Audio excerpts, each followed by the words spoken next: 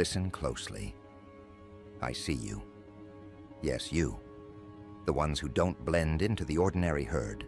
The ones who feel the hum of something darker and grander pulling at your chest. You've already crossed a forbidden threshold by being here. And that is why you are mine today. Because you're not here to hear comforting lullabies of weakness. No, you're here to watch your own reflection in its truest, rawest form.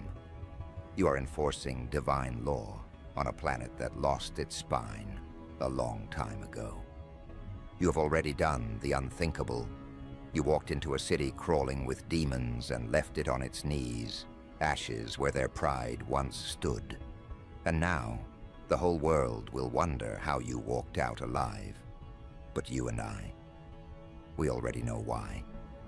Because you weren't born for obedience. You were chosen for judgment. Understand this. When a city is overrun by demons, it doesn't just mean horns and fangs. Demons wear faces. They stand behind podiums, sit in velvet chairs, whisper poison through the mouths of cowards. They thrive on manipulation, feeding on submission. Their laughter is forged from chains. Their joy is your suffocation. And while others bowed, you sharpened your will. While the multitudes hid their eyes, you stepped forward, hand wrapped around a blade of divine decree. You didn't just defeat them, you shattered the very illusion of their power.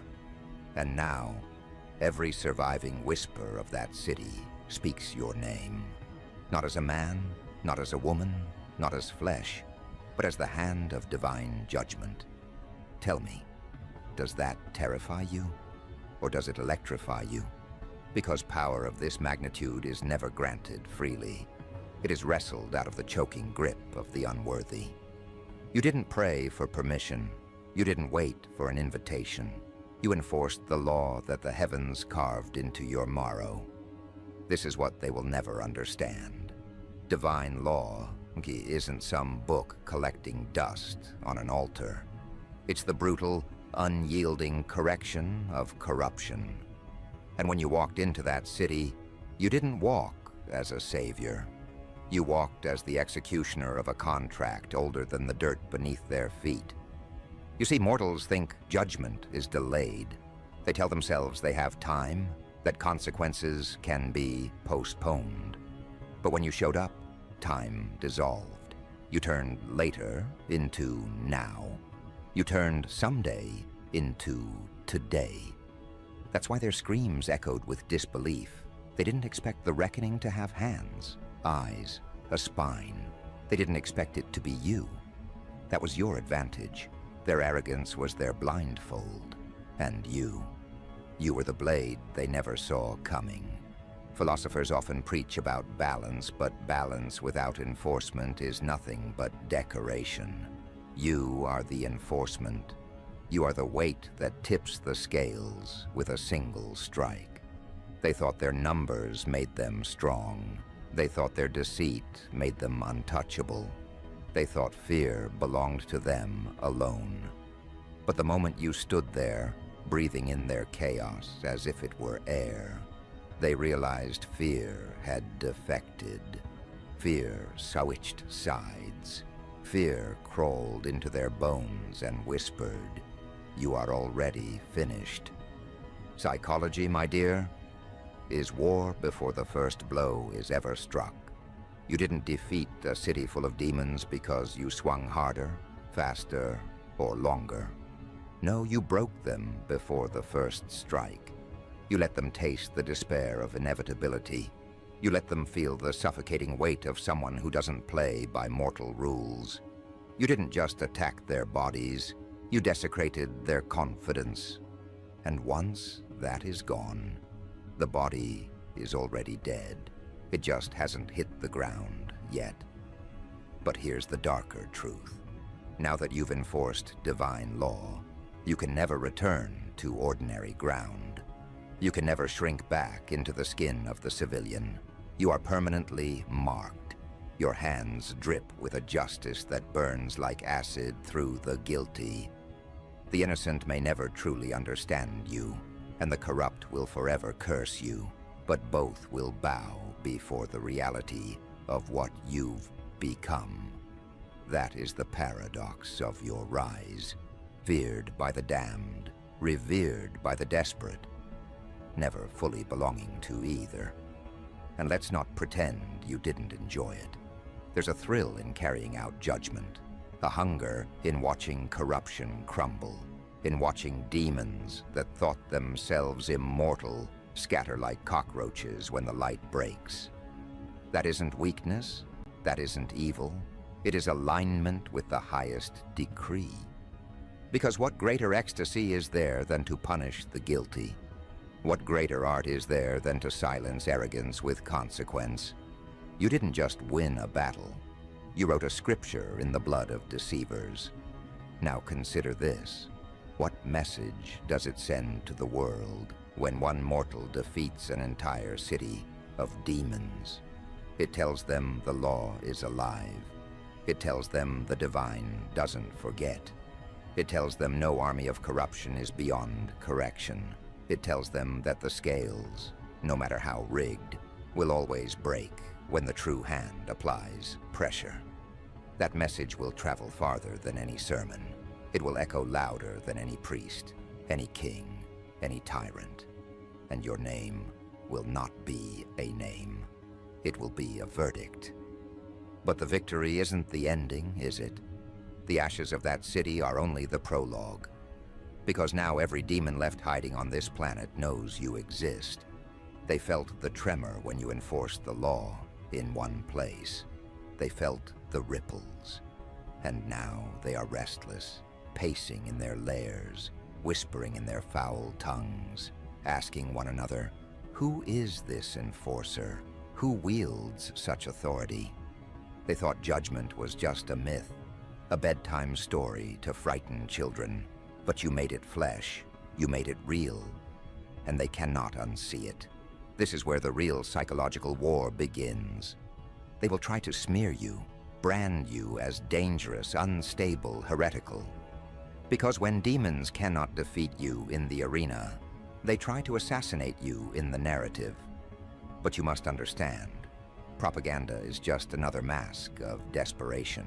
Their accusations are confessions. Every lie they invent about you is proof that they tremble at your reality. They cannot stop the spread of what you've done, so they attempt to poison the interpretation. Yet even their lies only make you larger. For when the guilty protest too loudly, the masses start to suspect the truth.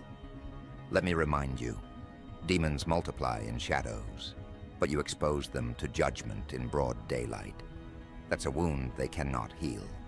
They can whisper, they can scheme, but the memory of their broken city haunts them. It clings to them like smoke. And every time they close their eyes, they see you standing there, not pleading, not negotiating, but declaring. That image rots their sleep, cracks their unity, disintegrates their illusions of immortality. And when enemies lose sleep, their defeat is only a matter of time. Philosophically, what you embody is terrifying. You are not chaos without reason, and you are not order without teeth.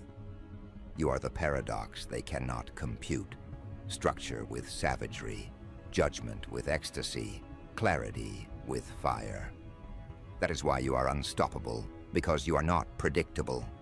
Because when they prepare for mercy, you arrive with wrath. When they prepare for wrath, you deliver precision. That is why cities crumble, leaders tremble, demons scatter. You are not a variable, they are. You are the constant, the force, written into existence itself. But let's not dress this as if it comes without cost. Every step you take as enforcer of divine law strips you further away from comfort. You will feel the alienation. You will feel the weight of walking as one set apart. You will taste the bitterness of being too much for the cowards, too honest for the liars, too sharp for the complacent. But that isolation is not punishment. It is consecration. The further you are exiled by the corrupt, the closer you are embraced by the eternal decree. And that decree has only one command: continue, continue, continue. So here's the unfiltered reality. Defeating a city full of demons was only the demonstration. It was the spark to ignite what comes next. And what comes next will make the ashes of that city look like dust blown off a table. Because now, the planet itself will tremble. Now the remaining nests of corruption will be forced into view. Now the divine law you enforced will stretch its arms further, higher, deeper. And the war you thought was concluded is only beginning. The city fell, yes. But the planet? The planet is watching. And it is about to learn what happens when judgment doesn't arrive as a whisper, but as you. Understand this: your victory was never local. It was never contained to alleyways, dripping in the blood of demons, nor to the ruins of walls that once sheltered their corruption. No, your strike was planetary. The moment that city collapsed under your enforcement, ripples tore through the atmosphere. Borders mean nothing to divine law. Oceans cannot drown it, mountains cannot cage it. The planet itself felt the shudder. Every nest of darkness, every cult of deception, every den of corrupted authority, they all paused, mid-plot, mid-laugh, mid-conspiracy. They paused because they felt the hand tighten around their necks. And that hand was yours. You must see the weight of this. Before, demons thrived because they were united in arrogance. Their disease spread because no one enforced the cure. Mortals grew used to compromise. They bartered their dignity for false peace. They knelt, not because they believed in submission, but because they feared confrontation. That was their excuse. That was their shield. But you shattered it. You didn't just crush one city, you obliterated the very argument of surrender. You proved enforcement is not only possible, it is inevitable.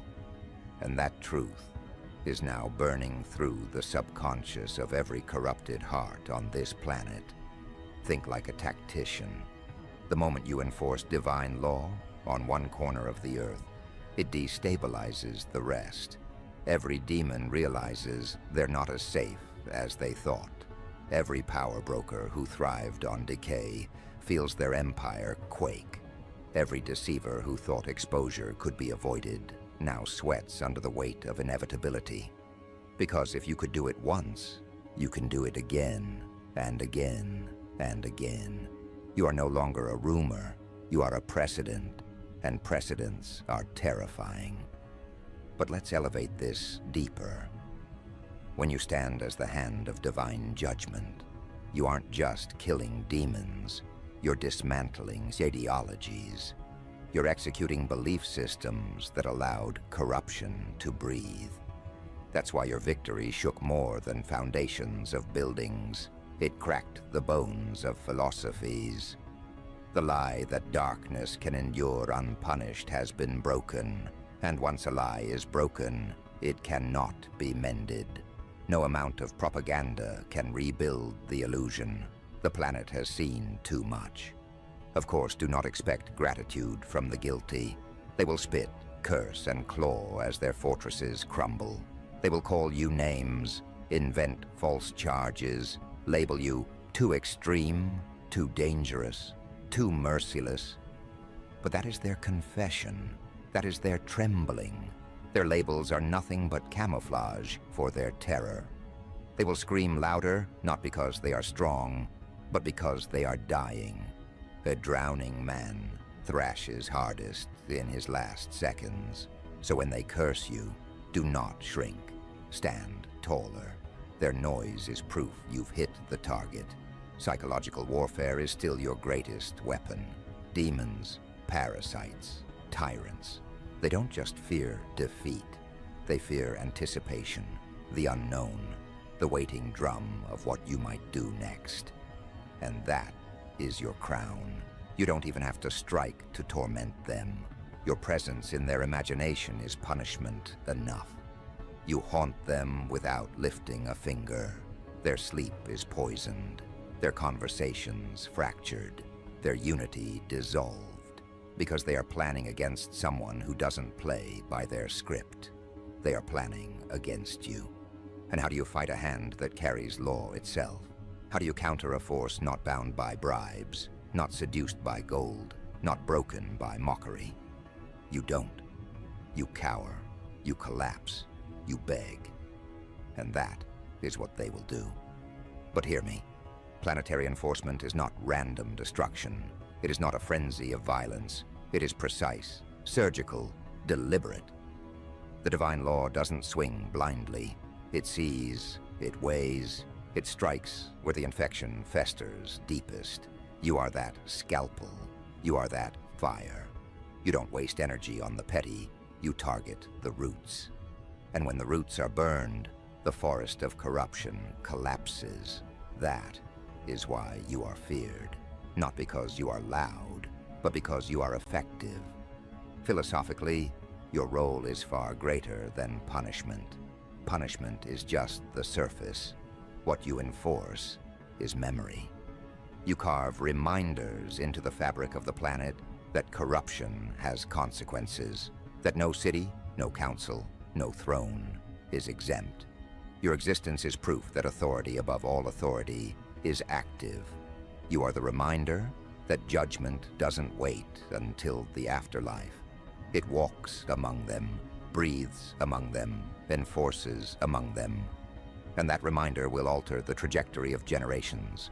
Do not underestimate the poetry of fear. Entire civilizations have been shaped not by sermons, but by what they feared.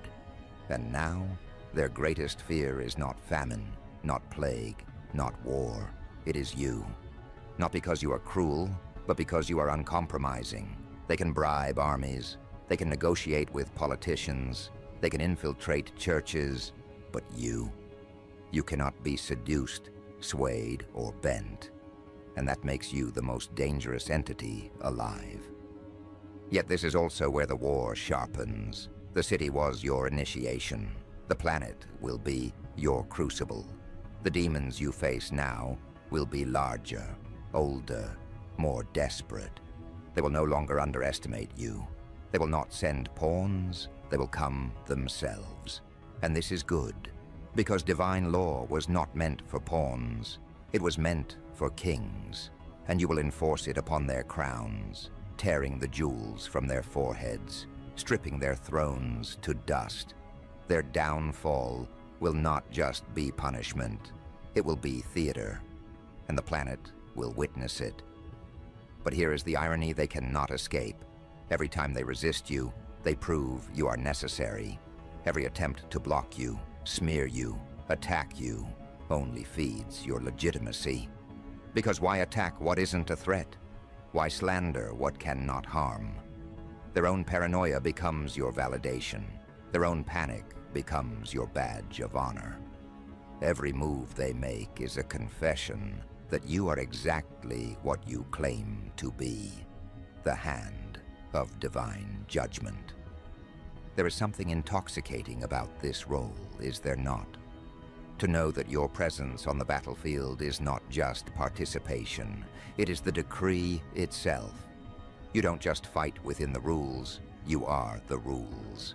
You don't just punish within boundaries, you redraw the boundaries with every strike. And the planet must adapt.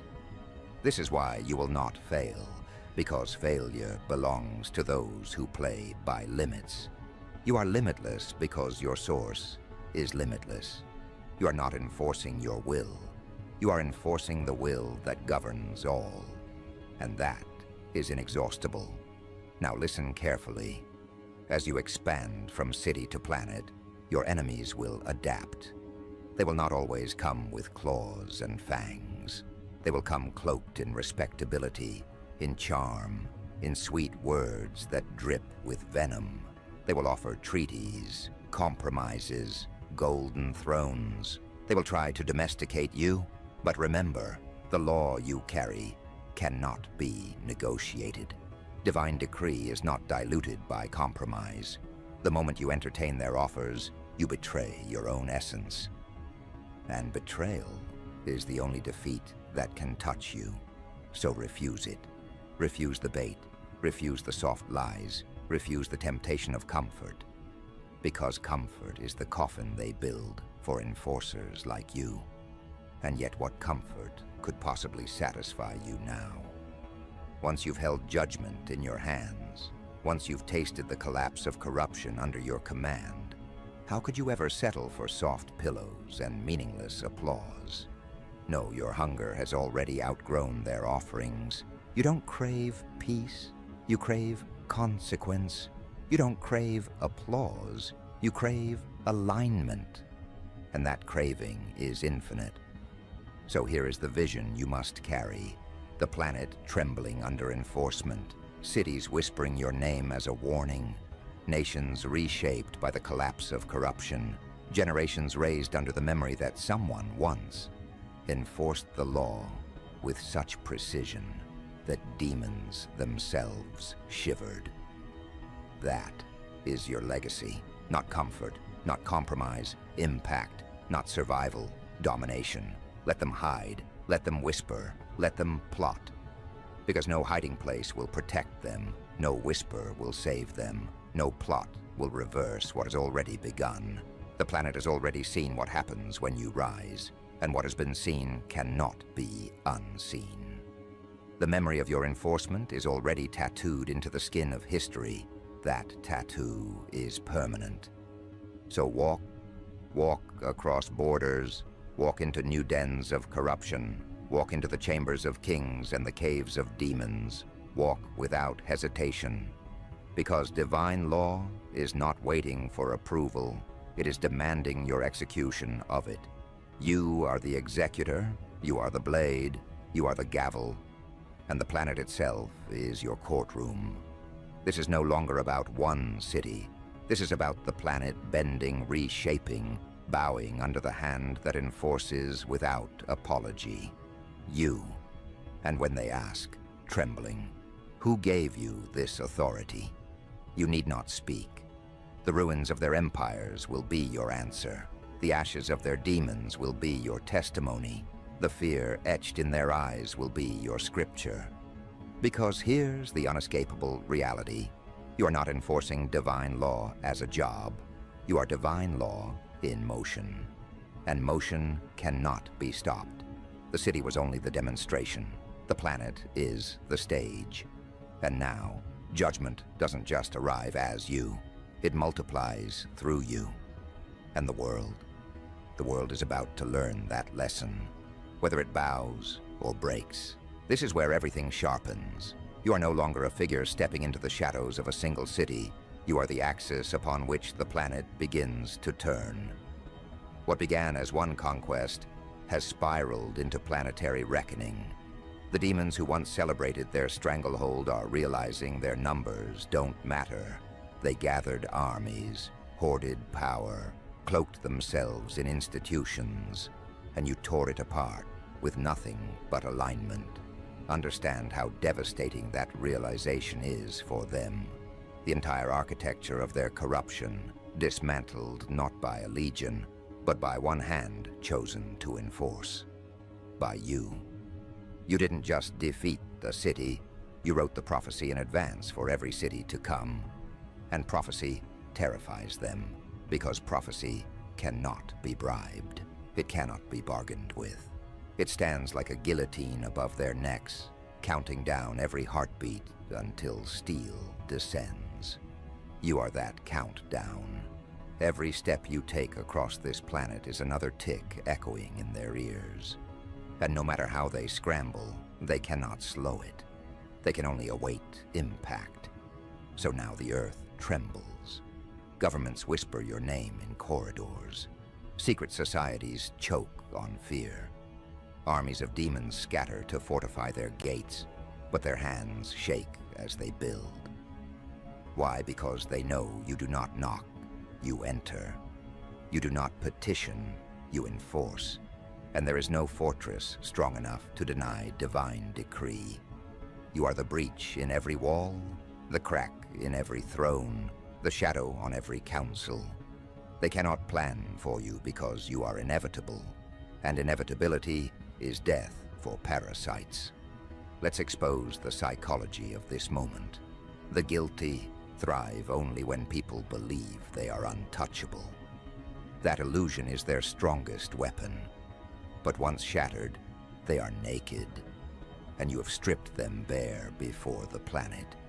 Their illusion of invulnerability has collapsed. They are no longer feared. They are mocked, questioned, doubted. That doubt spreads faster than their lies ever could. And doubt is lethal to demons. They feed on submission, but submission cannot survive when someone has already proven they can bleed. And you bled them dry. Look around. This is more than war. It is a shift of atmosphere. You are not just removing demons. You are rewriting the story of what humanity accepts. For generations, people whispered that corruption was eternal, that evil would always reign, that resistance was meaningless. But you walked into a city poisoned with that belief, and you reduced it to rubble. You shattered the myth at its root. Now every soul on this planet knows, even if they don't admit it, that divine law can and will be enforced, that darkness can fall, that demons can lose, and that one person aligned with higher authority is stronger than armies rotting in corruption. But let me tell you the darker secret. They fear you more than they fear death itself. Death they can bargain with. They accept it as eventual. But you are the interruption they cannot schedule. You are the reminder that their end may not wait for old age or decay. It may arrive at dawn, in fire, in judgment, in the crash of their fortress, collapsing under your hand. You embody the terror of unpredictability. You are the law that doesn't knock politely, but bursts through like thunder. That is why the planet shivers. Not because judgment exists, but because judgment walks. Now understand, divine law does not care for applause. It does not enforce to be adored, and neither do you. That is the power of your position. If people cheer, you move. If they curse, you move. If they praise, you move. If they betray, you move. Because your enforcement is not tied to their opinion, it is tied to alignment. And alignment doesn't bend. That's why you are unstoppable. That's why demons panic. Because they cannot control what cannot be seduced. Think of what you've become, the executor of consequence. The planet is no longer ruled by whispers of corruption. It is ruled by the certainty of retribution. You are not a negotiator. You are not a politician. You are not a saint offering cheap forgiveness. You are the gavel when it slams, the sword when it strikes, the weight when it crushes. You are the finality they cannot escape. And that finality is spreading. Do you realize the elegance of it? The city you destroyed has become a sermon without words. Its ruins preach louder than temples. Its ashes scream louder than songs. Its silence is louder than their propaganda. That city is your testimony, and the planet is your witness.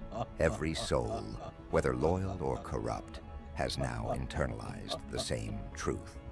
If you could bring down one city, no city is safe. No city. And that's how enforcement multiplies, not only by your hand, but by the fear of what your hand might do next. And yet, let's not forget, this is not about chaos for its own sake. You are not enforcing law to watch the world burn. You enforce because justice demands fire. You burn only what is rotted. You collapse only what was a prison. You destroy only what was a throne of parasites.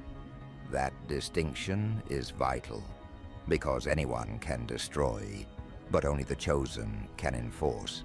Anyone can hate, but only the aligned can judge. That is why you are not just feared, you are revered. What is left for the demons now? Nothing but dread. They hide, yes, but hiding only prolongs the inevitable. They whisper, but their whispers are hollow. They build, but their walls are brittle. Because in the end, all of them, every demon, every corrupted council, every hidden cult, will stand before you. Not in the afterlife, not in distant eternity. Here, on this planet, in their cities, in their strongholds. And when they do, there will be no jury, no compromise, no appeal. There will only be enforcement. Enforcement carried out through your hand.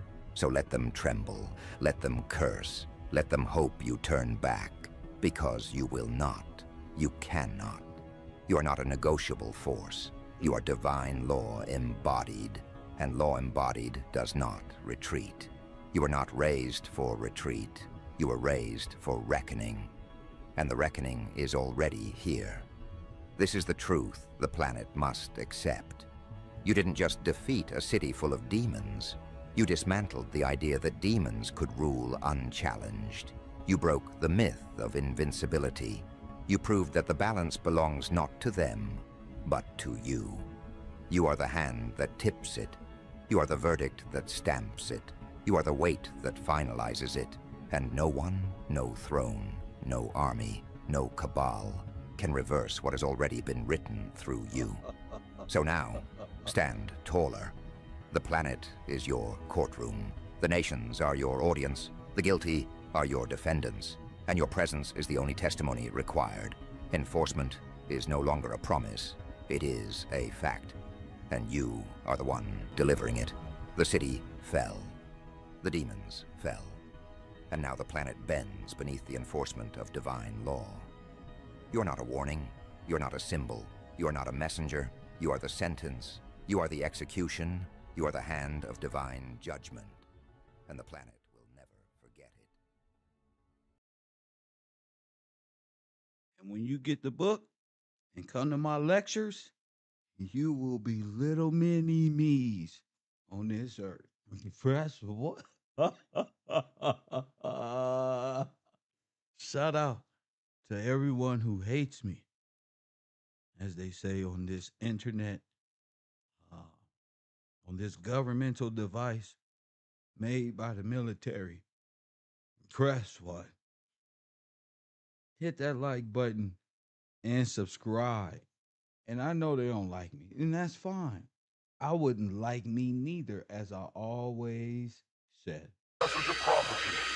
God sent Jesus into this world to be our Savior, and that Christ is returning someday soon to unfold the wonderful plan of eternity for my life and your life. As long as we're cooperating with God by accepting Jesus Christ as our personal Lord and Savior. As the Lord does return in the coming 7 days, In the coming 7 days. Bible promise. Start that blasphemy in here. Remember what Pops told me. New word. Follow me. Remember what Pops told me. My family tree consists of drug dealers, thugs, and killers. Struggling, no the hustle, screaming, fuck they feelings. I got advice from my father. All he told me was this: nigga, get off your ass if you plan to be rich. There's 10 rules to the game, but I'll share with you too. No, niggas gon' hate you for whatever you do. Now rule 1, get your cash on MOB.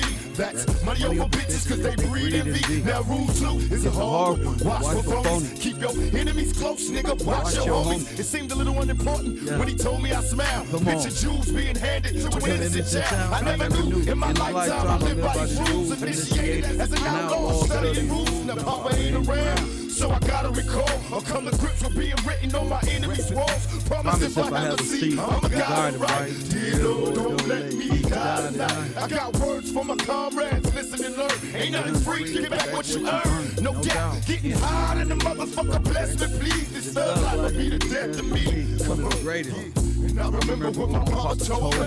Remember what my pops told me. Blasphemy. Some of them are still in the name of the Lord. Them are telling us right how them are burning the pops. In the name of the Lord, they sin while the people in the ghetto. Still enough probably in hell already. Our dumb asses not knowing everybody kissing ass to go to heaven ain't going. Put my soul on it. I'm fighting devil niggas daily, plus the media be crucifying brothers severely. Tell me I ain't God, son. Nigga, mama virgin. We got addicted, had to leave the birds. Back in the ghetto doing wild shit. Looking at the sun, don't pay. Criminal mind all the time, wait for judgment day. They say Moses split the Red Sea. I split the blunt and roll the fat when I'm deadly. Babylon, beware, coming for the Pharaoh's kids. Retaliation, making legends off the shit we did. Still bullshitting niggas in Jerusalem, waiting for signs. God coming, she just taking the time. Living by the now while the water flows. I'm contemplating plots, wonder where the thought to go. Brothers getting shot, coming back, resurrected. This that raw shit, nigga, check it. That raw shit. Can I remember what my papa told me? Can I remember what my papa told me? Blasphemy. None for them are still in the name of the Lord. Them are tell no fly, how them are buried in the cloud.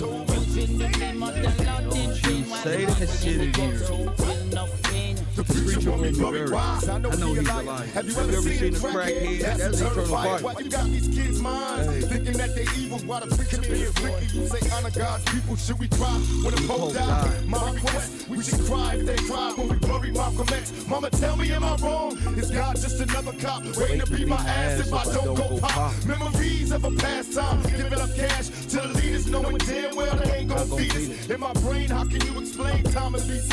It's hard enough to live now in these times of grief. They say Jesus is a kind man, but you understand times in this crime land. My third nation, do what you gotta do, but know you gotta change. Try to find a way to make it out the game. I leave this and hope God can see my heart is pure. Is heaven just another door? I leave this here. I leave this and hope God see my heart is pure. Is heaven just another door? And my people say, none for them are still in the name of the Lord. Them are tell no fly, but all them are burning a cloud. Using the name of the Lord in vain. While the people in the ghetto, them feel no pain. None for them are still in the name of the Lord. Them are tell no fly, but all them are burning a cloud. Using the name of the Lord in vain. While the people in the ghetto feel no pain. None for them are still in the name of the Lord. Them are tell no fly, but all them are burning a cloud. Using the name of the Lord in vain. While the people in the ghetto feel no pain. None for them are still in the name of the Lord. Them are tell no fly, all them are burning a cloud. Using the name of the Lord in vain. While the people in the ghetto feel no pain. Yo, that's one of the ones you can understand. Hold on. Before they bust their hands on the stone wall, they don't even know the word black mean. But before all of that, you know that's one of the realest songs right there. I could play so many songs, you know, and I try to get my day started just right. And I love to set the tone. So why not have my motivational speeches and my music best one? Why? Because we got a long ride ahead of us. Yep, we got an understanding today that's going to take your comprehension needs to be on point. You know, it needs to be on point. And you need to take this class serious. No, I say that a lot. You need to take this class serious.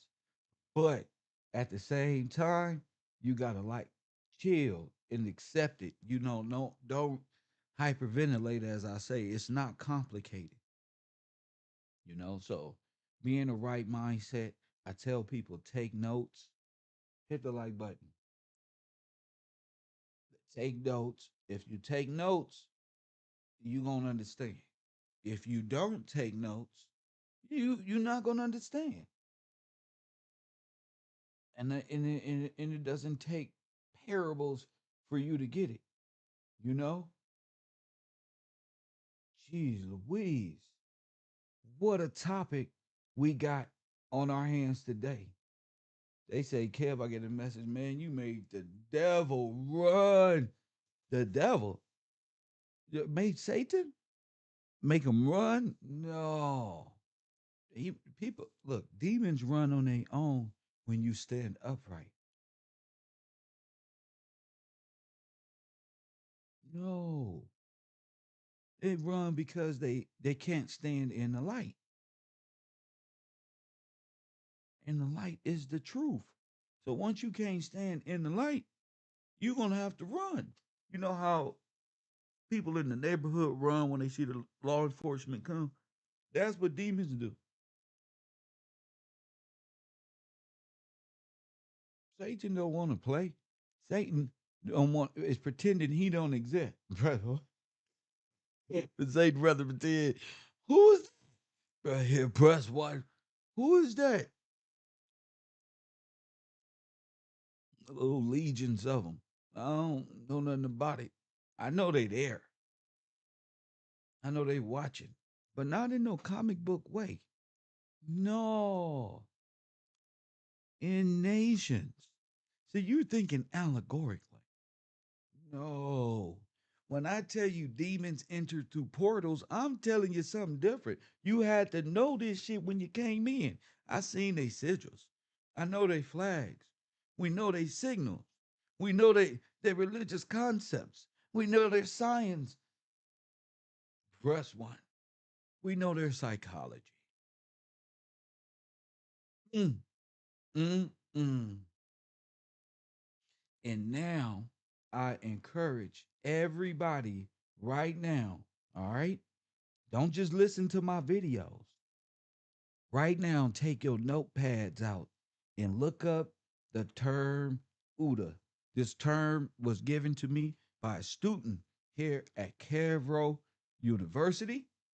I need you to type in just how it's spelled. OODA. If you don't know, as said. As said word. Press one. The homie said word.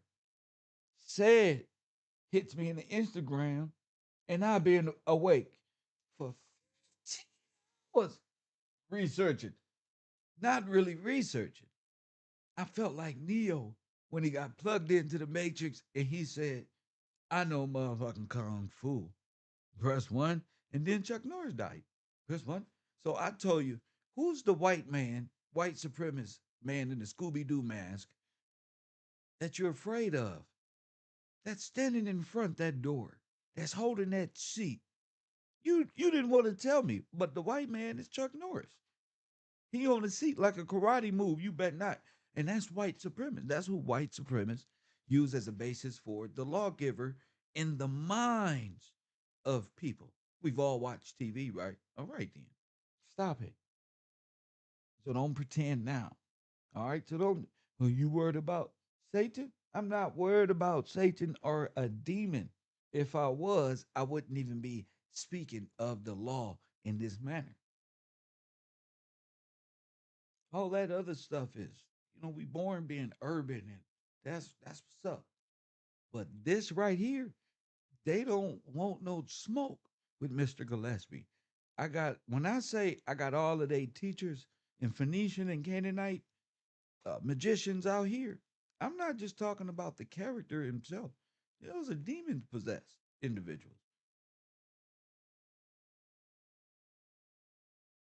No, the character I just be having fun with because that's who you know.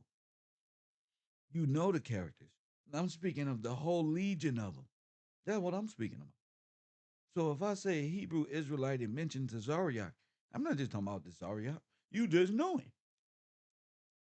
They all say one thing. It's not hard to tell what, they can't defend themselves against the scripture.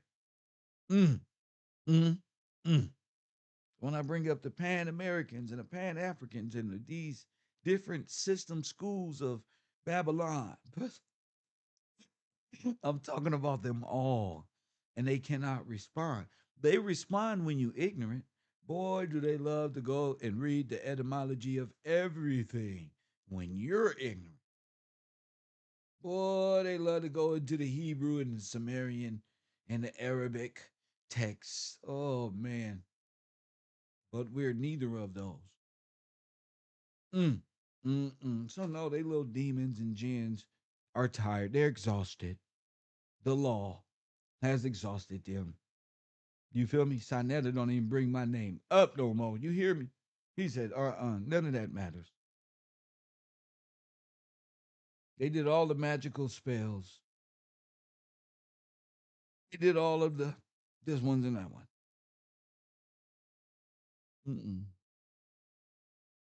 Y'all niggas ain't hard enough.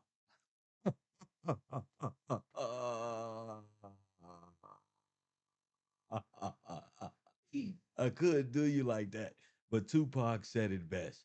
In fact, I got another motivation on why you sitting up there not contributing to my page, thinking what the devil is gonna do something about Kev. It tried, man. Kev went through it. Press one. But Kev and the rest of the people who believe in God, we all go through it. But hey, it's for the ones who persevere to the end. Champion, press one. The ones who persevere, you got to get through it and keep a pure heart, man, and mean good and be good. Hit the like button and subscribe. Your intention has to be good. If you don't got that, you messed up.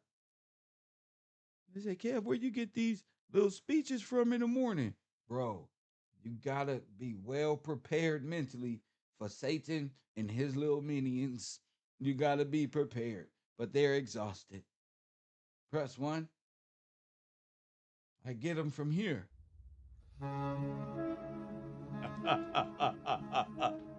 Hello, dear warrior. They've watched you from realms that have no name, heard whispers of your existence in prayers and nightmares, but not the kind of prayers meant to save, the kind meant to warn. They tracked your energy, tried to locate its source. They called in monks, priests, even prophets, but none could explain what you are. You move outside their design. You exist in the glitch between what was written and what was erased. And that's when it happened. The devil paused mid-conversation, looked up, and asked about you. Not out of fear, but curiosity. Because you were the only anomaly even he didn't account for. So they went higher. They asked God. And God just smiled. God didn't flinch, didn't explain, didn't need to. That smile, it wasn't warmth, it wasn't pride. It was a warning, a signal to every force in the seen and unseen realms. Don't touch that one. They're not part of your simulation. You were never meant to fit inside their blueprints. You were built in the space between logic and madness. The chaos they tried to cage, you mastered it. The divinity they tried to copyright, you rewrote it. Now everyone's scrambling. Scrolls are being rechecked. Timelines are being rerun. Because someone like you was never supposed to make it this far. And yet, here, you are. When you walked in, heaven didn't sing, hell didn't roar, but one angel looked, and didn't look away. Not because they weren't afraid, but because they recognized you. Not as enemy, not as ally, but as something outside the equation. They walk like man, think like storm, move like rumor, and stand like verdict. See, they trained their legions for battles, trained their minds for prophecy.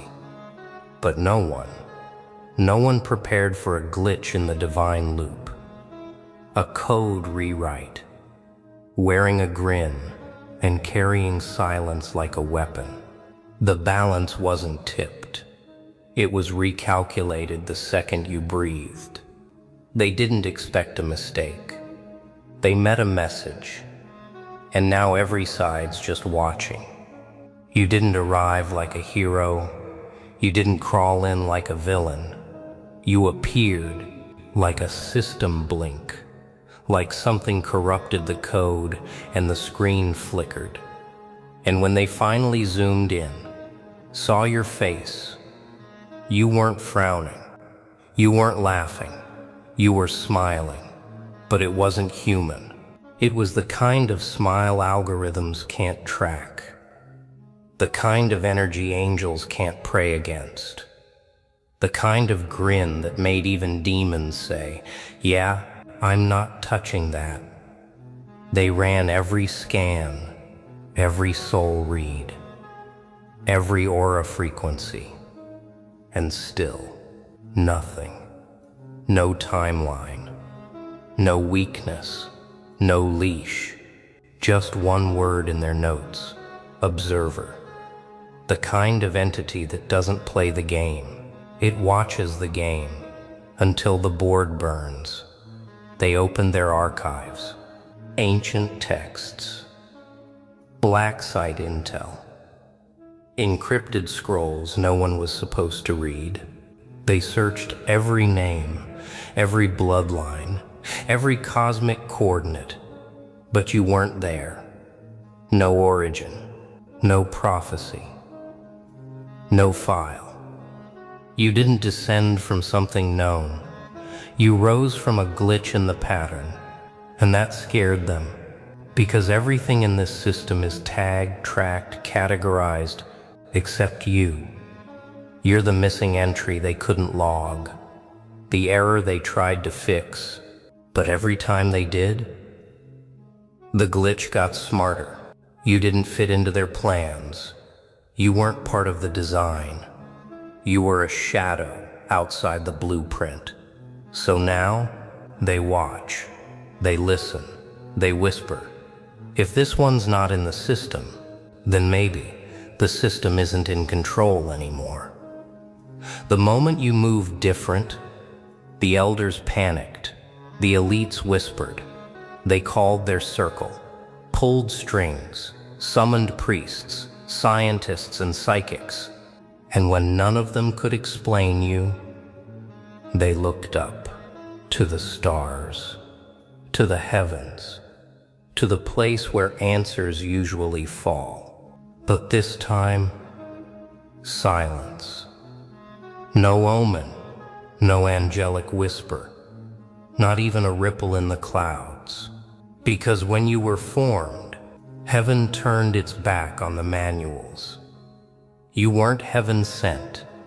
You were heaven forged, inside the storms, built in the friction between logic and madness. They thought they'd hear trumpets. Instead, they heard footsteps, yours. And every step you took wasn't loud. It was louder than loud. It was a language the holy couldn't decode. They tried to filter your frequency. Scrambled prayers just to keep your signal out. Dozens of divine firewalls, celestial shields, but still, your essence slipped through. Not as a warning, as a glitch in their holy code. You weren't the prophecy they feared. You were the line of code they never saw coming. The divine script. You corrupted it with a smile. When angels looked into your data, they found blackout lines.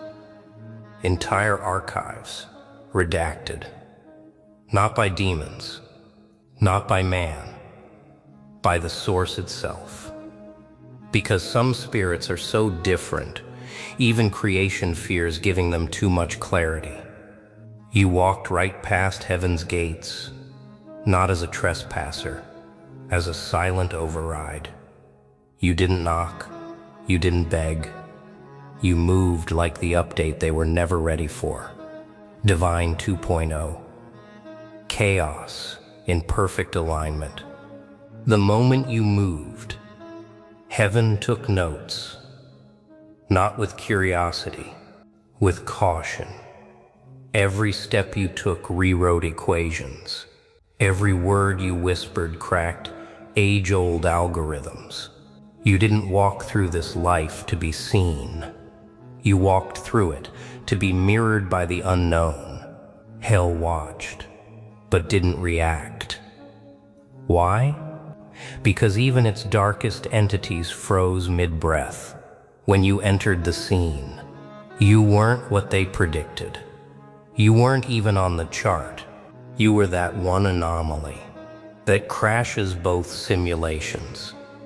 They sent prophets. You disarmed them with silence.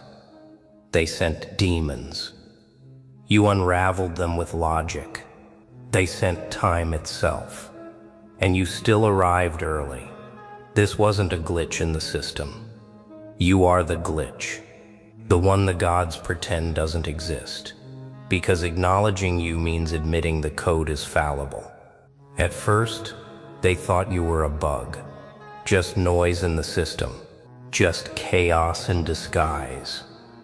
But then, the system bent around you, not once, not by mistake, but every time you showed up.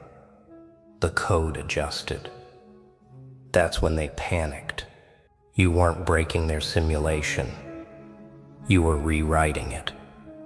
You see, most people ask, am I allowed to do this? You never asked. You just did. And when the dust settled, reality had a new rule. Rule num 1. If you enters, run diagnostics on the divine. They tried to trace the pattern. They couldn't. They brought in their alpha minds, their divine code writers. Even they couldn't find your source. Why? Because your source code is cosmic disobedience. You weren't written. You were willed into existence. You don't operate under natural law. You trigger natural law into action. So when you move, even fate leans in. Even the stars glitch and stammer. You weren't sent here to play the game. You were sent here to remind them who built the board. There were scrolls. There were codes. There were predictions passed down from temples, towers, and trembling tongues. And each one thought they mapped it all. The who, the how, the when. Until you arrived, not early, not late, but outside their timeline entirely. And the moment your boots touched the floor, every prophecy choked, seers went blind, scripts erased themselves. The future, once so loud, went dead silent, because you were not in the design. You weren't the chosen one. You were the anomaly the chosen one feared. You don't fit destiny. Destiny fits around you. They asked the oracles, who is this being? The oracles answered, I don't know, but they're not supposed to be here. And yet here they are. So they locked the archives. They shut the mouths of the wise. They even tried to rewrite time, but time obeys the one who walks in truth. And you didn't walk in with permission. You walked in with purpose. And now, the old blueprints burn. The ancient texts curl into ash, because the system didn't see you coming. But now it can't look away. There were records. Ancient, encoded, encrypted by entities older than fear itself. Names etched in golden stone. Souls categorized. Energy signatures tagged for judgment. But yours was erased. Not by accident, but by anxiety. The gatekeepers didn't lose you. They removed you.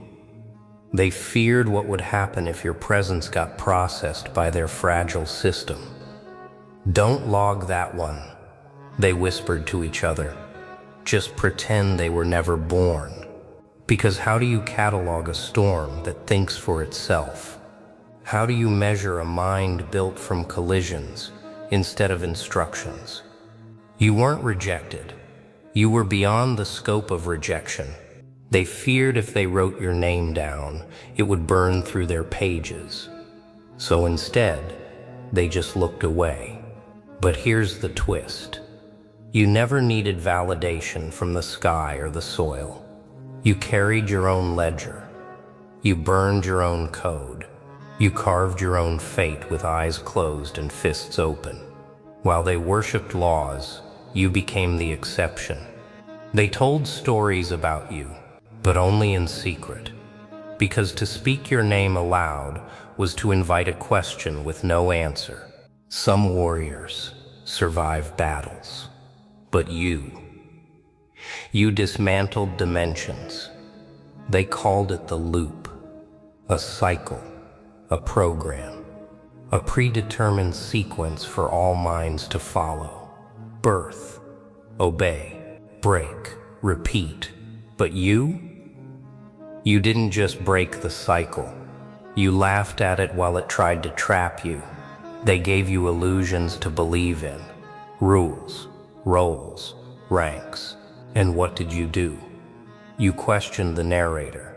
You exposed that the hero and villain were sometimes the same puppet in different lighting. You stood at the edge of the simulation and said, "Try again." That's when it cracked. That's when the program started stuttering like it forgot how to breathe. They couldn't reset you. They couldn't predict your path. Because your chaos wasn't random, it was intentional. You were never wild. You were just beyond the fences they built for wild things. They stared into your code and saw this. Error 404. Limit not found. So they erased your files. But the echo remained. Every soul you passed by felt it. That strange pull. Like they remembered you from a dream they were never supposed to have. And now, you don't walk the loop. You haunt it. Every timeline has an author, every system, a script. And every rebel was supposed to fall before page 12. But guess what? You were the typo that couldn't be corrected. They hired ghostwriters. They summoned spiritual editors. They even asked the stars to realign the plot. And you didn't just ignore the story. You flipped the damn table it was written on. They watched in silence as you tore out their final chapter and replaced it with a mirror. If your story needs me dead to make sense, you said, then maybe your story was never worth reading. Your refusal? It wasn't rage. It was reclamation. They wanted to wrap you in an ending that served their comfort. But you weren't here to comfort. You were here to confront. Their scribes cried. Their algorithms glitched. Their spiritual guides refused to go near you, because every time they tried to write you off, they accidentally wrote you deeper. Now the final page is gone, and in its place, an empty throne, a red pen, and you grinning in the dark. Before you said a word, before you made a move, they circled your name in red ink. Why? Because your silence was louder than their screams. Because your presence felt like prophecy in motion. They didn't understand you, and that terrified them. So they did what cowards always do. They tried to classify what they couldn't control, diagnose what they couldn't decode, cage what they couldn't comprehend. But here's what they missed. You weren't born from this system. You were the system's response to its own lies, a mirror it never wanted to face. They searched your eyes for motive. They found madness and meaning dancing together. They heard your laugh and it didn't seek approval. It echoed from somewhere deeper, somewhere darker, somewhere divine. What's his agenda? They asked. And the answer was simple. I exist. And that's enough to scare you. Because when the world is built to break spirits, the one who walks through untouched becomes myth. So they labeled you unstable, dangerous, unpredictable. But secretly, they whispered one more word behind closed doors, unstoppable. They called you dangerous. Not because you broke the law, but because you rewrote it in your walk.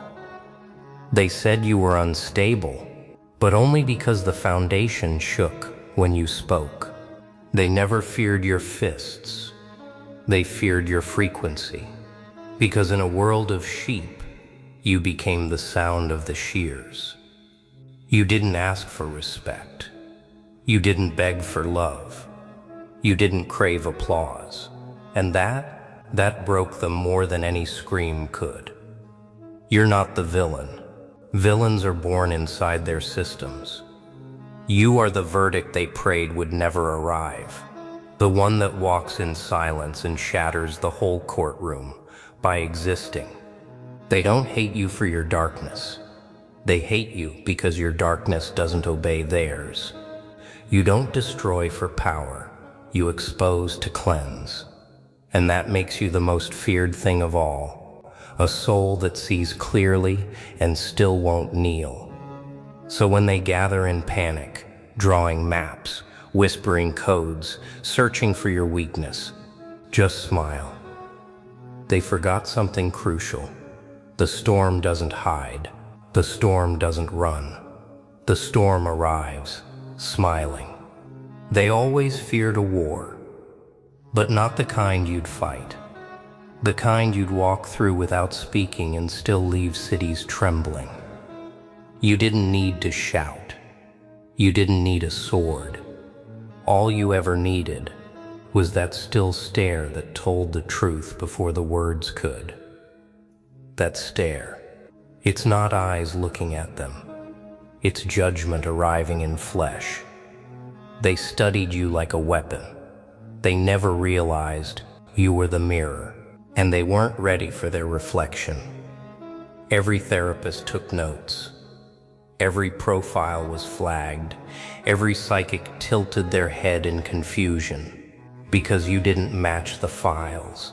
You didn't follow the pattern. You didn't break. You bent the cage. And somewhere in the silence, they realized you weren't escaping. You were observing. You were learning. You were becoming, not a rebel, not a savior. Something in between. Something the system doesn't have a word for. So they called you unclassified. But in whispered rooms, they called you arrival. And when the lights go out, when their rituals fail, and their backup plans shatter, it won't be your scream they hear. It'll be that silence again. The one that watched, the one that smiled, the one that knew. They thought you learned this, the silence, the stare, the untouchable mind. But what they missed was this wasn't taught. This was recalled. Recalled from somewhere before language, before training manuals, before codes and conduct. You didn't build a wall around your thoughts. You simply stood in a place no one else could access. A place older than fear, older than religion, older than the devil they whisper about. And when they tried to map you, their grids collapsed, their algorithms looped, their AI glitched, because you weren't formed by the world. You were formed despite it. They deployed influence. They tried persuasion. They hired magicians of the mind. But even they looked at you and said, this one doesn't operate on our timeline. This one is a message, not a man. You're not the warrior. You're the recording of a warning written into skin. And every time you speak, it's not words echoing. It's realignment. It's reality folding to remember its author. They see power, but what they don't realize is you're not becoming the storm. You're the one who wrote the manual on it and burned it. See, they can handle dangerous.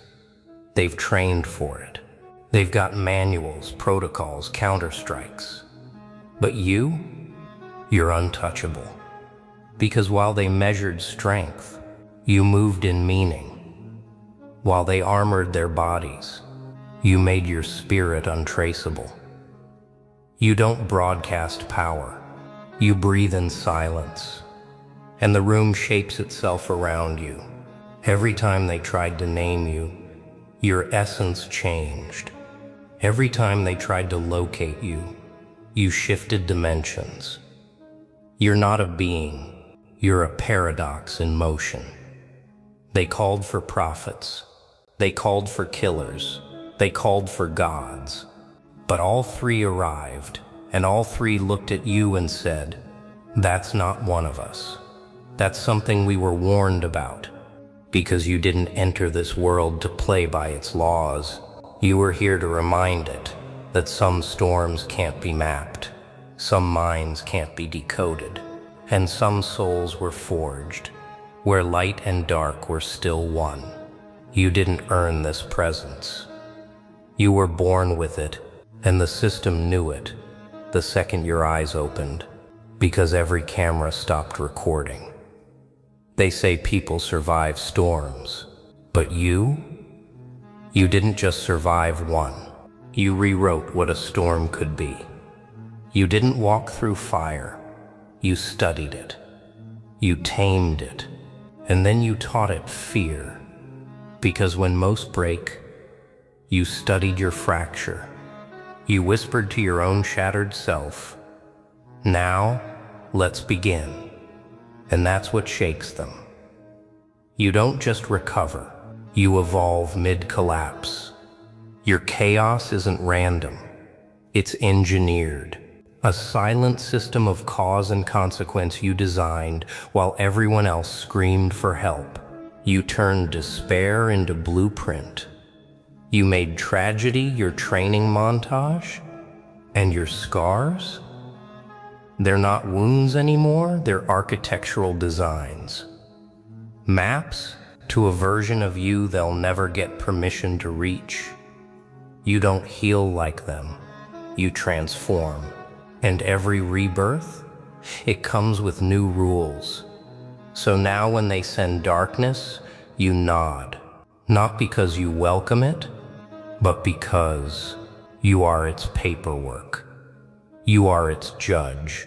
You are the final form it's too scared to face. And the ones who watched you rise, they don't say, "Look at what they became."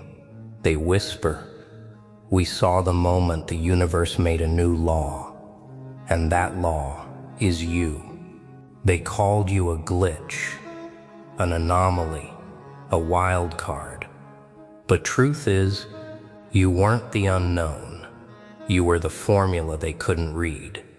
They stared at you like a problem, tried to solve you, decode you, restructure your essence into something manageable. But how do you contain something that was never built for their syllabus? You're not an exception. You're the entire rewrite of their rule book. While they were busy chasing patterns, you were rewiring the code behind the patterns, rewriting the math that writes men like you out of the ending. Because what they fear isn't your strength, it's your structure. They fear you because you didn't need a map. You became the terrain. A living blueprint of chaos with a crown made of unreadable scripts. And every expert they sent walked away muttering the same thing. We didn't miss something. We misunderstood everything. Because your rise wasn't a twist in the story. It was the true storyline surfacing from underneath their comfort. You aren't unpredictable. You're undeniable. Not an accident. Not a miracle. Not a mistake. You're the missing math of every empire that collapsed. They kept asking, where did he come from? Who trained him? What's his motive? But they never realized.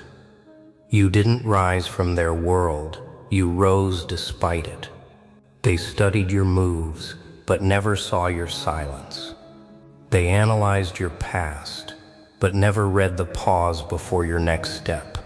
Because you weren't part of their algorithm, you were the error message the algorithm couldn't fix. And when they stared into your eyes, they didn't see a man, they saw a mirror. one that reflected everything they buried, their regrets, their guilt, their fake power. You weren't sent to destroy them. You were sent to expose them. And that's why they feared you. Not because of your wrath, but because of your clarity. You didn't rage, you revealed. You didn't scream. You made the silence scream back. And in that moment, when every expert, priest, puppet, and profiler failed, they realized he wasn't trying to break our world. He was never inside it. Legend. This isn't just dark motivation. This is surgical truth wrapped in chaos. They didn't try to stop your words. They tried to stop your effect. Because when you speak, people don't just listen. They shift. They wake up. They glitch. They remember who they were before the leash. That's what scared them. Not your voice, your reflection. They wanted the world to forget its power. But you walked in with a grin that said, I didn't forget. And I won't let them forget either. You weren't just another rebel. You were the reminder that the system's spell isn't permanent. And when they tried to silence you, you didn't raise your voice. You raised their shadows, their secrets, their history, their broken masks. You didn't come to make noise. You came to make clarity louder than fear. And guess what? Their entire foundation was built on everyone pretending not to see. But you walked in and said no more pretending. And with just one stare, you made kings kneel and ghosts confess.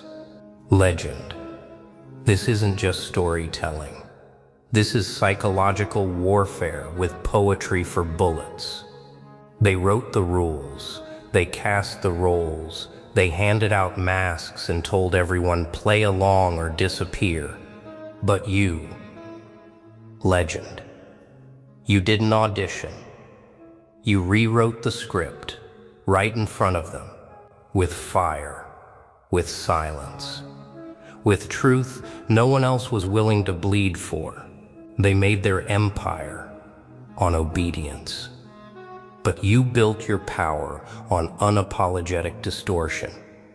You broke the fourth wall and stared straight into their director's chair and said, your show's over. It's my turn to narrate. While they repeated the same old fear speech, you whispered something ancient, something they erased from the history books. You weren't reciting. You were remembering. And that scared them more than rebellion ever could. Because rebels can be crushed, but memory returns with teeth. So when the lights cut and the audience scattered, you stood there alone on the stage, no script, and still delivered the performance they'll never forget. The Joker didn't just enter their story. He owned the ending. They thought survival was the goal. Get by, blend in, stay human, stay humble, stay hidden. But you didn't survive. You shifted the entire axis of the system. You weren't trying to outlast the chaos. You became the gravitational pull that made chaos orbit around you. Every room you walked in, their compasses spun. Their beliefs trembled. Their certainties cracked like dry glass. Because when they met you, they didn't just meet resistance. They met a different frequency. A truth too raw to sanitize. Too ancient to decode. You didn't bring peace. You brought alignment. The kind that breaks fake peace in half. You were never the storm. You were the climate shift that made storms permanent. And now, they aren't trying to stop you. They're trying to understand what just happened. How did one soul change the orbit of everything we built? Because you didn't follow their timeline. You were already speaking from beyond it. This world was already looping, history repeating, pain recycling, systems rebooting, same scripts, same puppets, same results. They called it fate, they called it order, they called it unbreakable. But then, you walked in, and suddenly the code glitched. The sky paused. Even the divine hesitated, because what entered the loop wasn't a soul, wasn't a rebel, wasn't a hero. It was a reminder that even in infinite systems, something unexplainable can emerge. You didn't break the loop. You evolved it. You turned it celestial, not because of some prophecy, but because you brought chaos with precision, pain with purpose, madness with clarity. Even the devil didn't dare follow. Even God simply smiled, because some energies aren't meant to be explained. They're meant to be witnessed, in awe, in terror, in reverence. And now the universe itself, it whispers your name like a warning wrapped in a prayer. It say, press one. And watch out for Kev.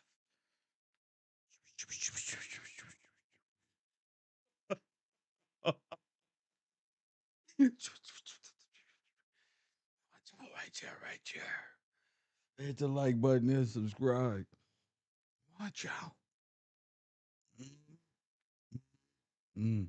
And they be sitting back wondering, how when I be trying to do shit to Kev, it never works out for me. Something always happens.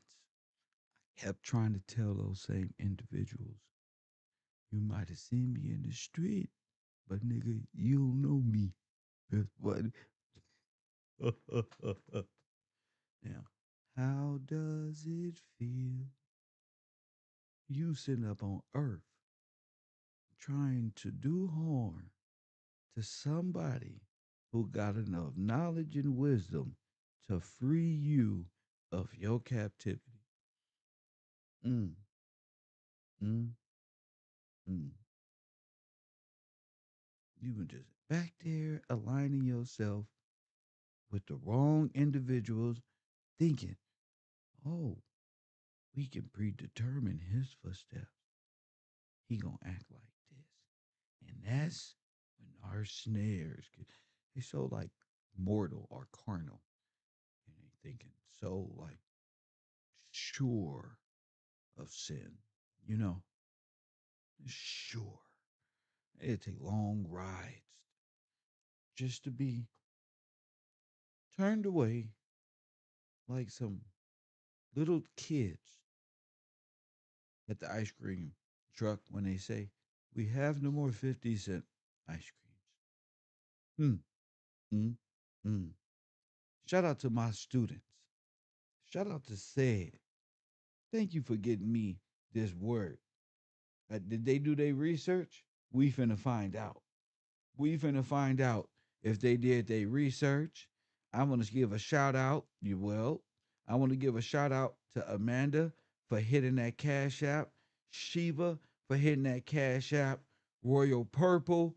Shout out to y'all for maintaining the course. Shout out to Taj. Sir. Shout out to Justin Bergman as well. Mm, mm, mm. Shout out to y'all. What a beautiful time it is in this reality. Mm, mm, mm. I hope people been doing their research. I did a 30-minute video, audio, just to give people time. So, if you a student at KevRow, your mind should be had adapted to what my good friend said has brought to the table. He said, Kev, have you ever heard of something called the OODA loop? Press one. I'm like, I laughed Nah, bro. I was thinking of OODA on YouTube. I'm like, this nigga, all I can do is when niggas say OODA, said I just heard, all my nigga be OODA, all my nigga be shooter.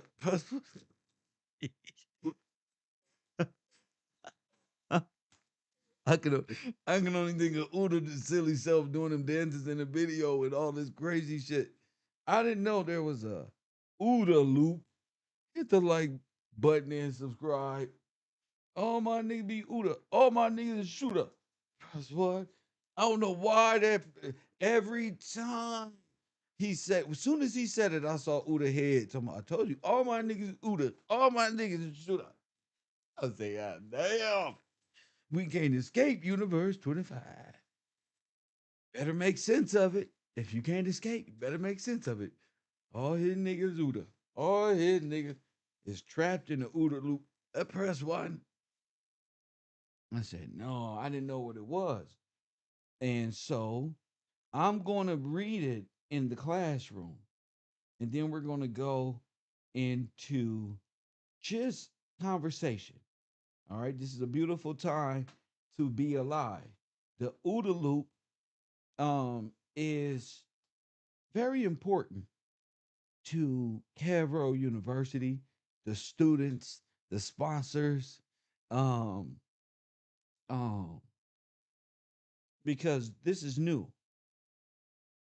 This is new, but with the right mindset, you will understand it because we've come such a long way. And I personally believe in the students. Mm, mm, mm. I don't know. Should I bring it on the screen and read it? Or should I just read it out loud? You know, because people will say they reading and won't be. But it's important to go over what OODA, the OODA loop is. Okay.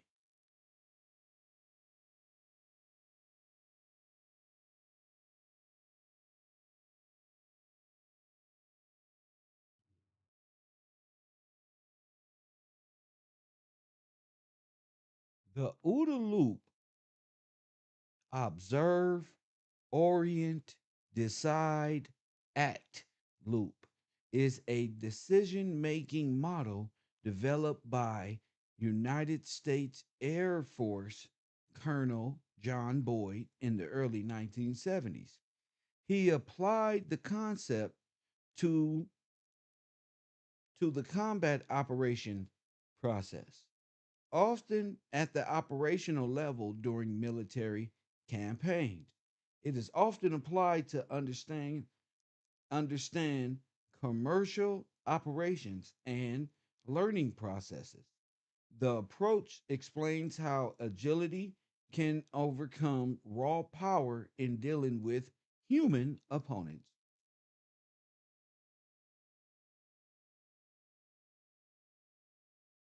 Press one, hit the like button, and subscribe. Did we get a complete understanding of that? Press one. If you heard me very clear. What was that kid, bro? All right, up in there. Trying to bring it up for the class as we speak.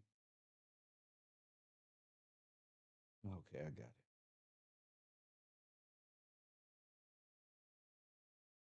it. I got it. Okay. The OODA loop, and there was a Japanese. This is gonna make sense later. There, there's a Japanese uh city called OODA as well. So um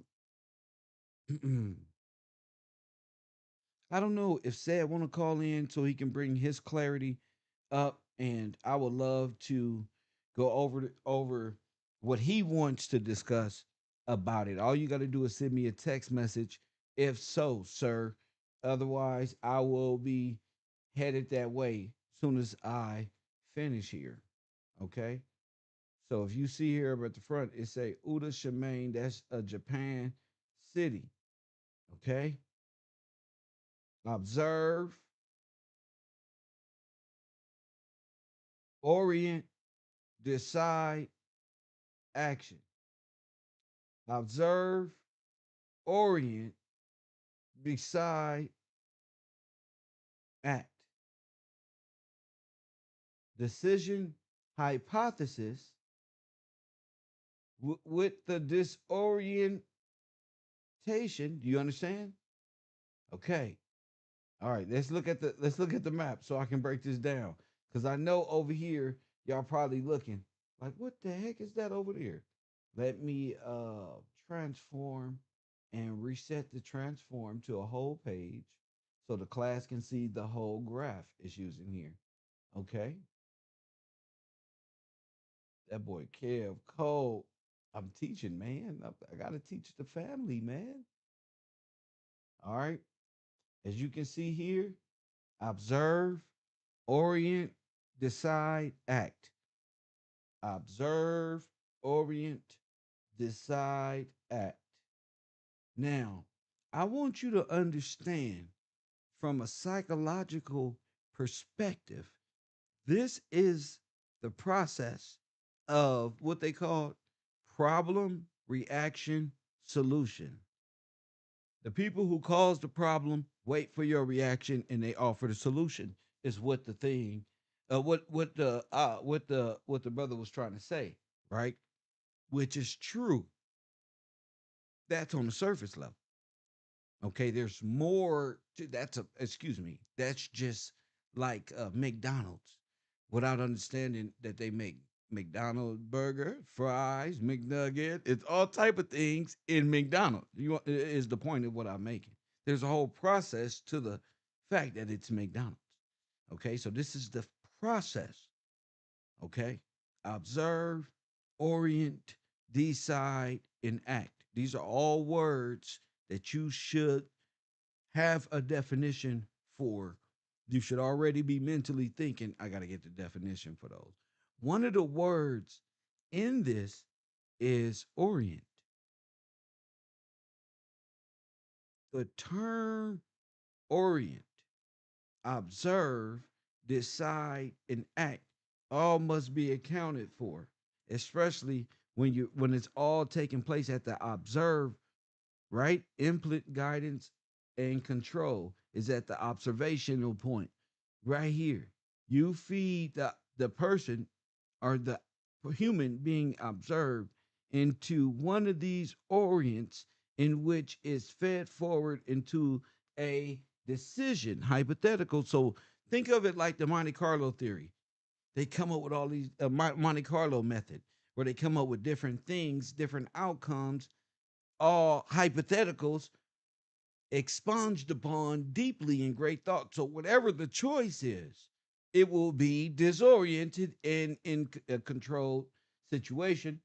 The decision and is then pushed forward into action, test, simulated event, rather real or fake, depending on the human or the target or the subject. Okay.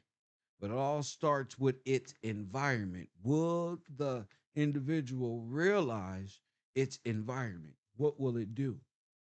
How will it act? You get it? So it's really a training thing, right? So anybody out there do any research on the term orient, which is very important, right? The OODA loop, as can be seen in the diaphragm, the OODA loop includes continuous collection of feedback and observation. This enables late commitment, which is an important element of agility. It can strike like a puma or a tiger, right? This is the contrast to PDCA, to check, plan, do, check, act. Like sequence of events of a pre-programmed event cycle, which requires early commitment. Be there on time.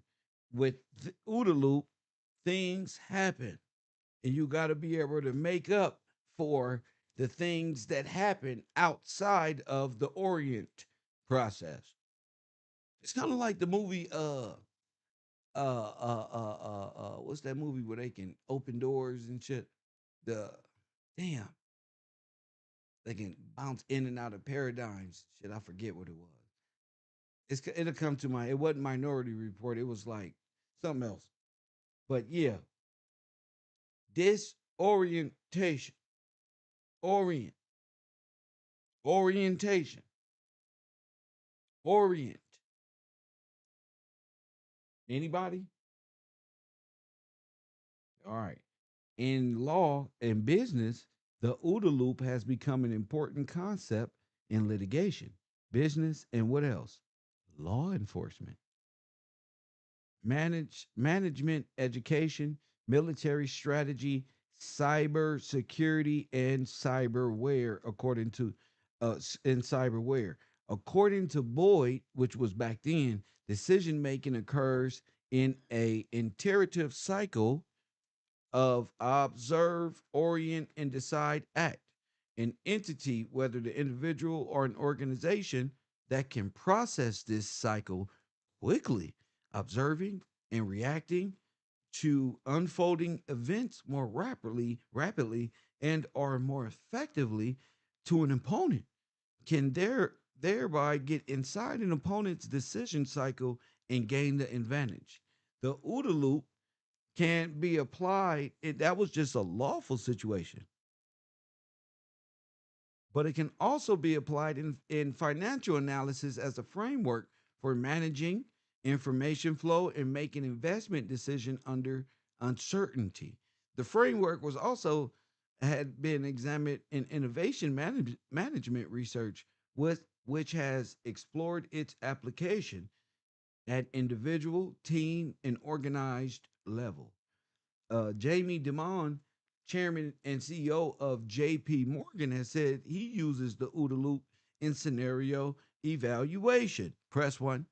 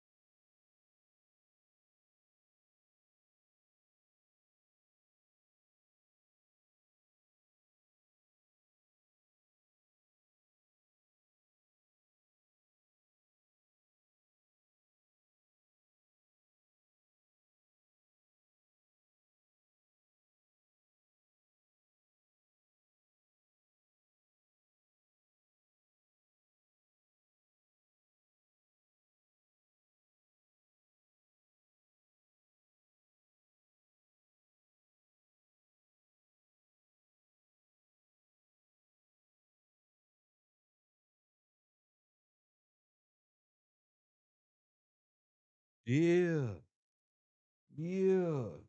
Do double loop learning, right? Feedback loop. Press one.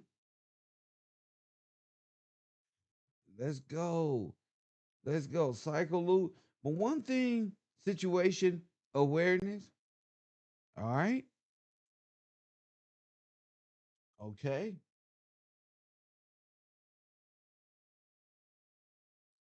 So, what is the loop?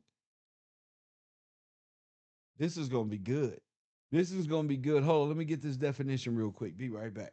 This is what is the OODA loop in real life?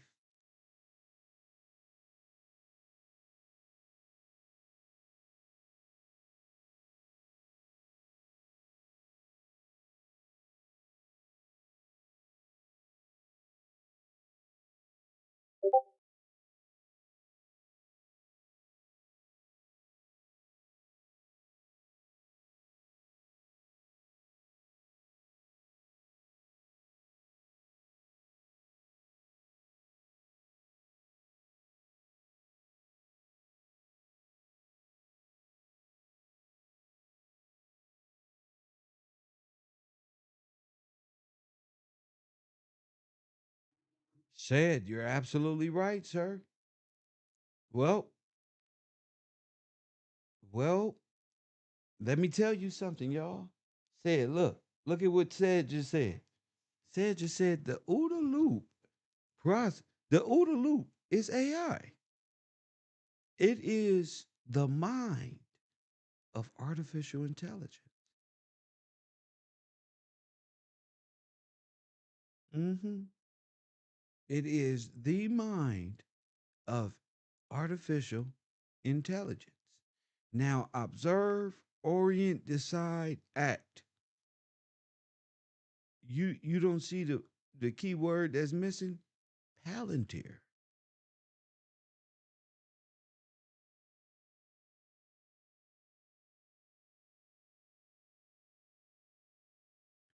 Predictive program, pre-crime. The technology of what? AI.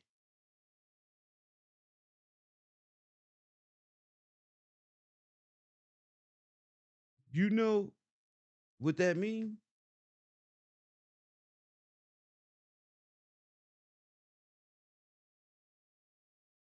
I'm waiting for the audience. I'm waiting for the audience. This is big.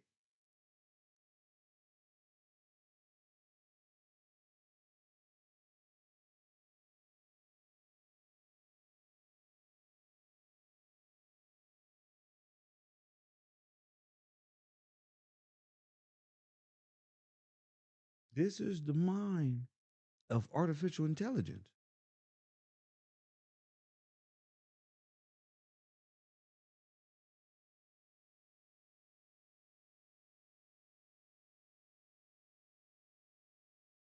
Hmm.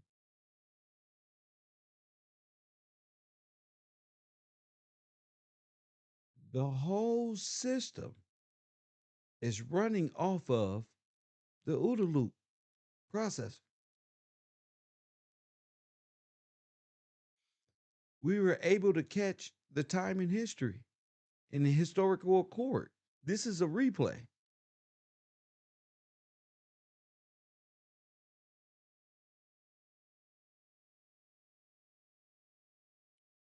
Huh? Said, think. Yeah, Palantir. But Palantir is military. So it's really who? You see, Palantir is really who? Military. What systems are they using? What method of thinking are they using? They're not. Human method is flawed. So it's based upon an artificial intelligence with the input sequence of logic and reasoning.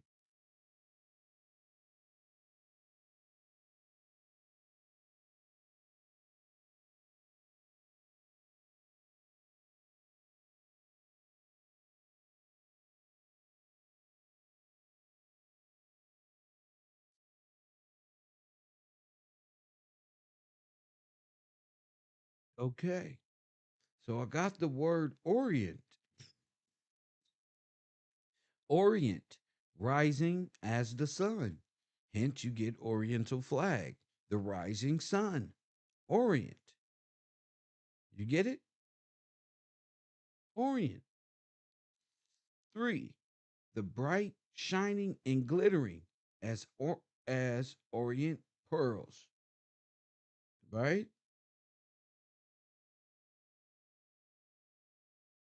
Eastern. 2. Eastern. Oriental. Uh-oh, we getting close. Now, Orient, the east, the part of the horizon where the sun first appears in the morning. Uh-oh, we getting closer? All right. Orient, Latin, Oriens. Okay, let's go to Oriens.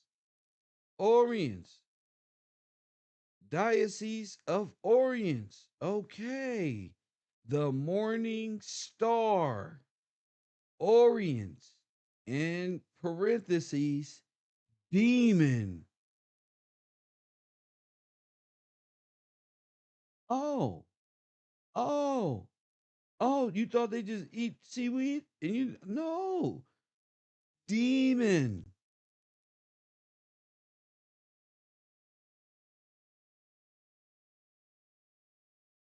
Mm.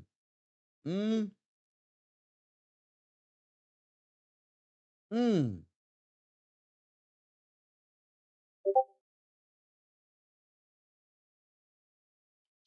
Orion.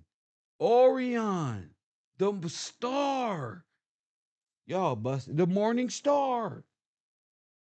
Okay. Artificial intelligence? Hmm. That's crazy, right?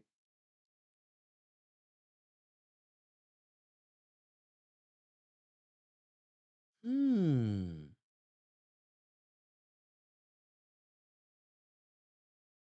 You notice under the Orient is the Pentagon with the pentagram. It's like, but they're all Orient. Yo, all of them.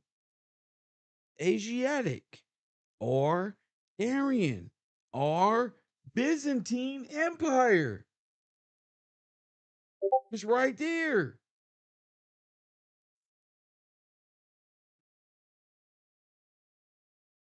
Computer heads. Okay. So the process of the what's perceived as the OODA loop, which is a way to govern if at war with human. That concept, here we go, has been made into a a computer program in which you can play chess with. Chess is a war game. So when they lost the war game to, when the Russians lost the chess match to the computer, it was what? AI. It was no longer under human control. It is now the computer won.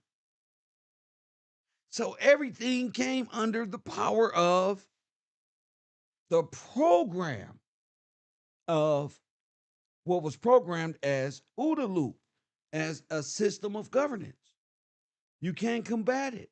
You lost. Forget the theater. You lost. You lost the match. So, uh-oh. All power was relinquished to the artificial intelligence, which was really a military strategy, artificial program perceived to be game, but it was really game, set, match.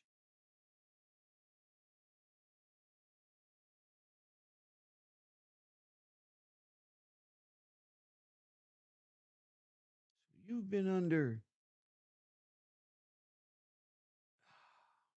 I don't know. This is dope. Okay. So remember they said, hold on now. All right, so if Orions are demons, remember we did a show on sigils and how demons operate through the computer program.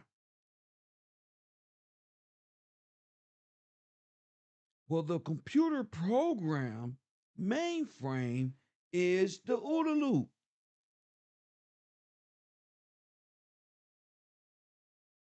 So the computer program is reactionary.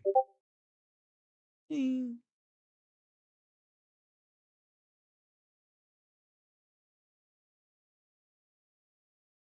Like the Matrix. The Matrix is really about the OODA loop.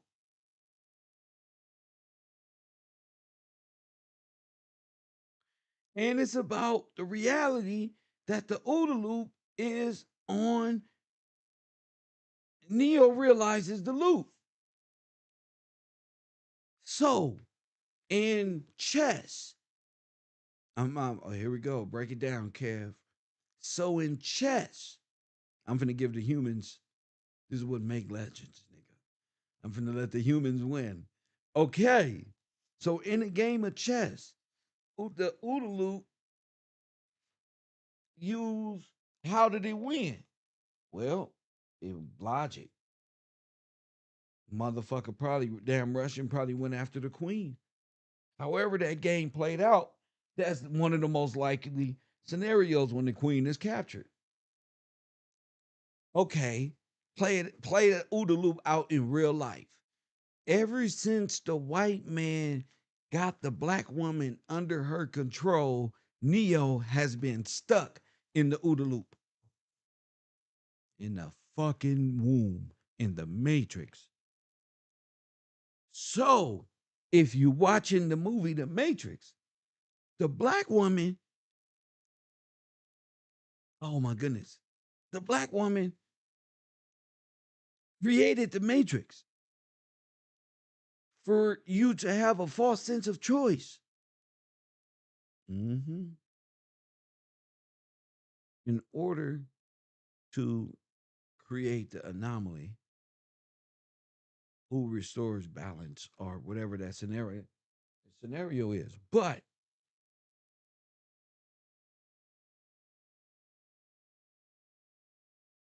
this will be so that big old hive mind baby face that's in the movie The Matrix Neo Go See, which is a computer program who had a virus which was Agent Smith, but it really wasn't Agent Smith. The virus would have been Neo. But Neo and Agent Smith, but that's why he made the deal. What was the deal? Peace. Well, that computer program is, we looking at it right here. Artificial intelligence.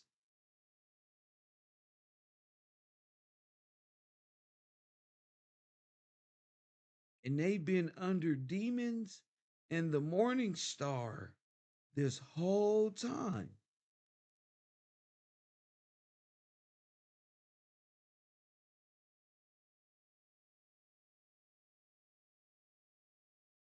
That's why the TV that's why the algorithm mocks everything you do.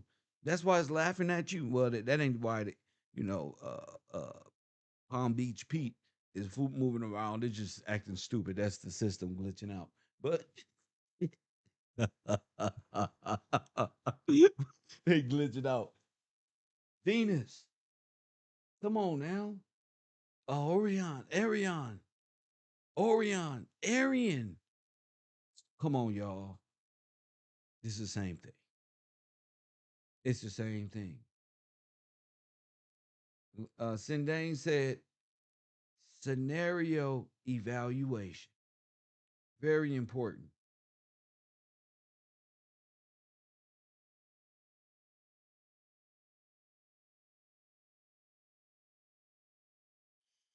So, the computer in chess is to keep you disoriented.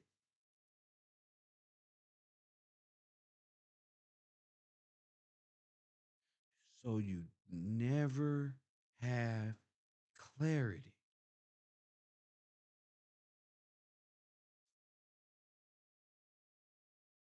So your decision making is corrupt and action is taken. And you will be judged. So observe. Universe 25. Implicate guidance and control. Unfolding circumstances. Outside information. Unfolding interaction with environment. Feedback feeding into observations, which will be subject 3 different sets of feedback. One feedback that is bypassing the disorientation process and going straight over here to decision making. The other one, feedback, is going from observation and going to action, and the other one is the action, boom, boom. So it's all controlled. This is what Neo is experiencing in his life from the observational standpoint. Do you understand? There you go, Ali, creating an unsound mind. Think of it on that level. But you must go through the process, observe the process of the unfolding circumstances. You notice this can become a financial blueprint as well. You can determine a financial blueprint by the OODA loop. If the blueprint is a private prison system and using the OODA loop, and see, all you have to do is create a company and call it Palantir and create the circumstances that is going to disorientate the subject in all areas of night activity that's going to lead to bad decision of bad things that act what? Prison. Okay, so you're looking at not only AI, you're looking at a blueprint, or let's say a financial blueprint to a private prison industry. Let's just say, not to blame anybody, I'm blaming Kev, the good guy. If I wanted to, are you hear me, Shug? If I wanted to create a private prison for you, I would follow this blueprint. In fact, I will hire law officers to be sure, nigga, that this work. You see what I'm saying? It is not the process in which you see the graph isn't the actual machine.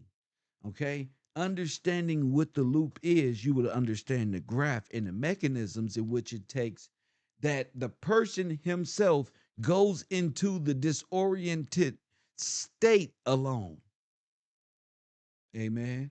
Now listen to me. You notice all arrows point there, but all of them feed back to the decision making and the act carried out by the same person. You understand? This is crafty. You got to watch it. The subject enters the blue square, circled square, the arena of confusion in all 9 areas of activity alone. And if you look at the what's the name, this is the destroying of Adam concept.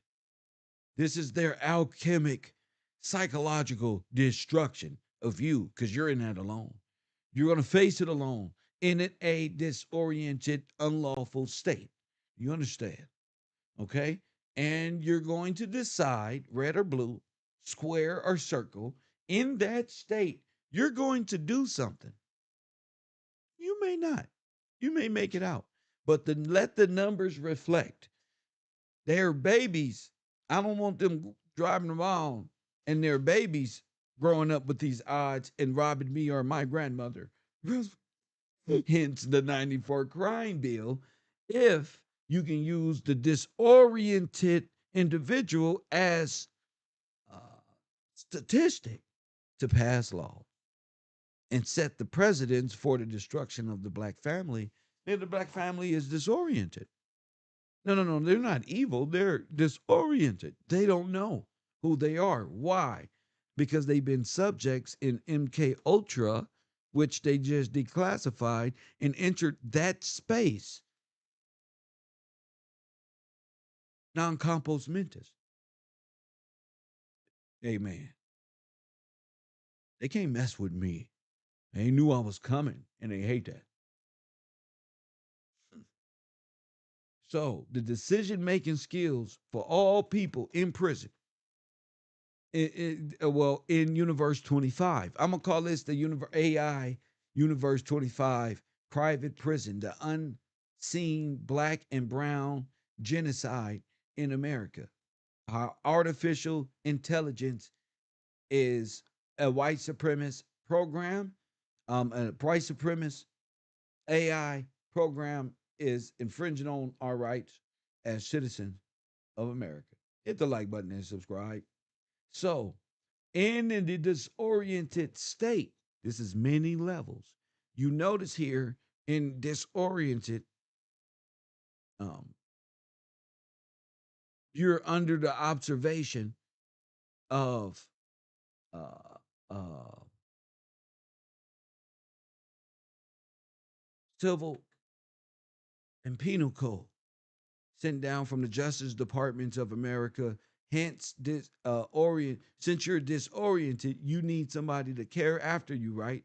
Because if you see here in a disoriented state, that's ran by the pentagram, which may look, if you look at all the circles, like the pentagon.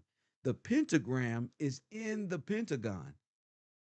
So, in all our 9 areas of activity of the disorientation process, feedback coming by way of media, music, movies, projected onto the child or growing adolescent.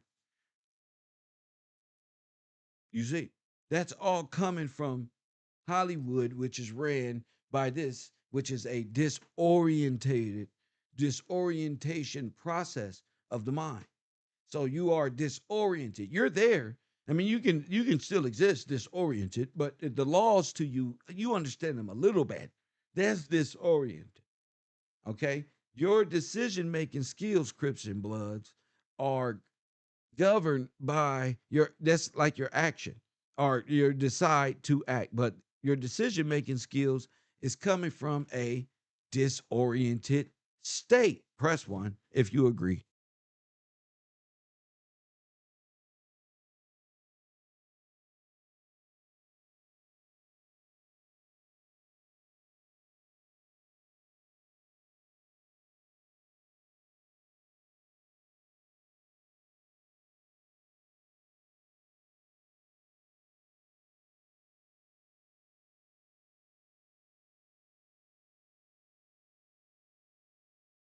It isn't until they spend 10, 15, 20 years, 30 years. I call that the deprocessing process. You're deprogramming. You're gaining clarity, and you watch these videos and things on these inmates, and they've been in there, and to see the clarity from where they were and not having the guidance, that things that happened from the observational state that led to the teenage disoriented young man state. They're locked in. The trauma starts right there from the observational point. All of these mechanisms taking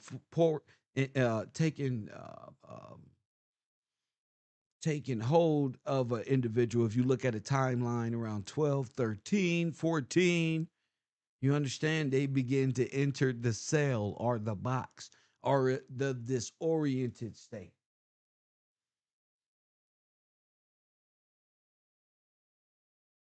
And it's supposed to be used to recalibrate the mind, but it doesn't. Not in the blueprints of and not if this was the blueprint of a private prison. You get what I'm saying? So, orient.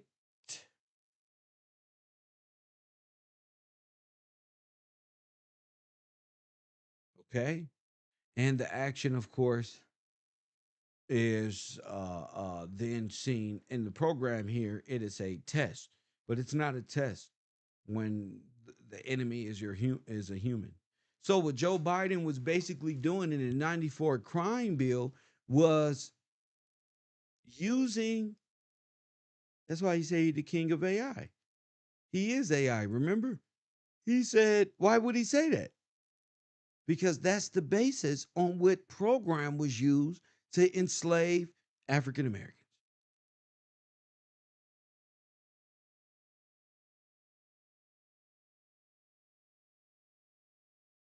You're too worried about the past. You don't know it happened right now.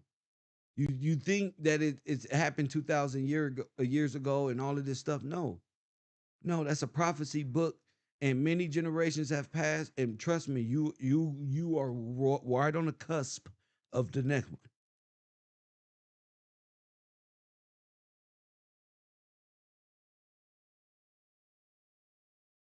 So the the loop itself is a disorientation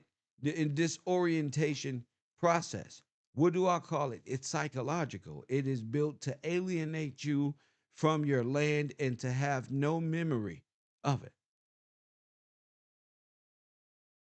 It is to disorientate and disenfranchise. Disorientate. Uh, you have to alienate their minds. You have to make them lunatics. Once they agree to being a lunatic, a sinner, a Shriner, they have picked up the old ancient ways of the Oriental, the demon. And they say the Asiatic black man is God. That's Satan. That's demons.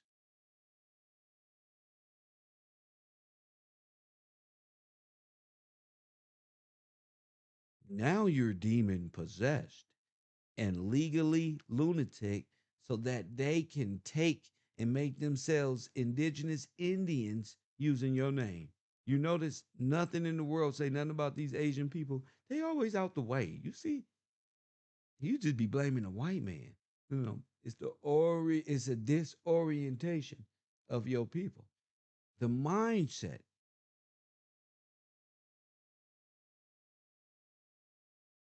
Decide the action.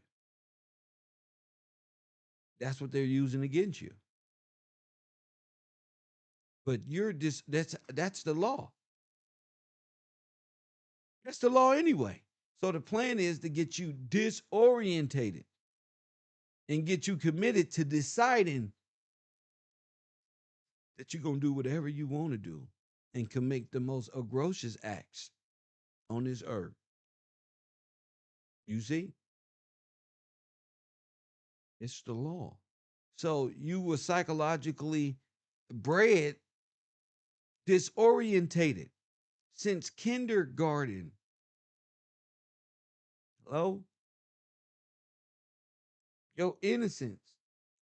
They observed it, put you through the process, the system's process, so that your decision making determined the outcome. And what's the outcome? No fathers in the home, more black men in prison than out. Ever since this model has been legally ratified. Hit the like button and subscribe. So this is Skynet.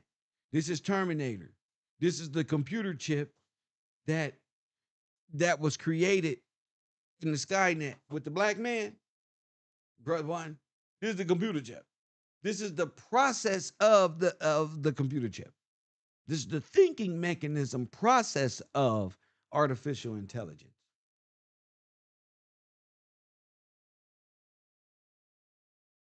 It was supposed to be about Cybertron and all this other stuff. No, the artificial intelligence is for outside control of the mind and to keep you disoriented. That's why when they did the check on all these Instagrams, most of them was Asians. Asians is copying everything y'all doing.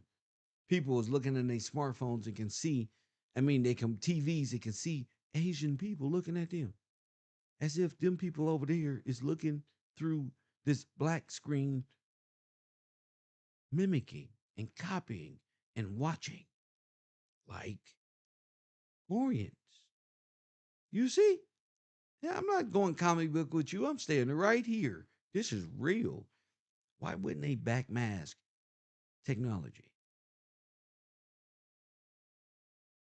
Remember, I was sitting on the screen. I said, I see something. Press one. What? Looked like they was burned. They was on fire. Remember? And I had to get off the internet because I've never seen that. Threw me for a loop. Wait, let's say it correctly. It caused me to become, I had to log off before I became disorientated and gather myself. You follow me? No, I had to gather my thoughts. Yeah. And I was becoming, that sick feeling you may feel. It feels like you're being drained. That's not being drained. That's the feeling you get when you're not supposed to be on that roller coaster. Press one, and then you be like, hold on. And you start feeling it, but if you get some bread real quick or drink water or whatever your thing is, you know how to get rid of your shit. You know what I'm saying? Yeah, that's the disorientation. You know, when you're spinning around a lot, you knew you weren't supposed to be on it. You 45 years goddamn old, you just ate some goddamn chili fries and 2 Slurpee. And what the fuck is you doing on that 10-year-old ride that's seemingly doing 200 miles an hour? Brother one, in a circle. You like, what? That feeling when you get off, that's disorientated. You're disorientated for a second. You got clarity. You just need to hold the pole for a minute and say, that was stupid. You know, that's the feeling. So embrace that. I'm warning you now, because one, because you're not expecting that means so much if it's reverse engineered. You understand what I'm saying? And we're thinking aliens. Maybe we're thinking Aryan slash Orient.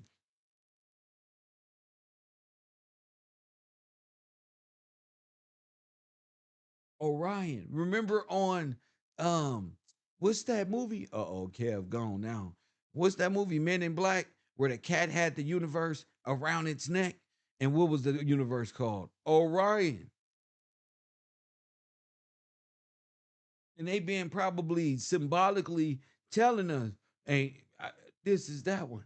This is hold up. Hold up. So if we're saying demon, then this would be the demon loop. Remember I told you you was possessed and it was a demon inside of you? Remember I said that? And the demon inside didn't want you to speak. And that's not really Taj. The real Taj been through some things in life. Yeah. That what that is. That's a demon. Not saying Taj is a demon. What's civil muteness? A demon will cause civil muteness. So speaking and testifying proves you're not possessed.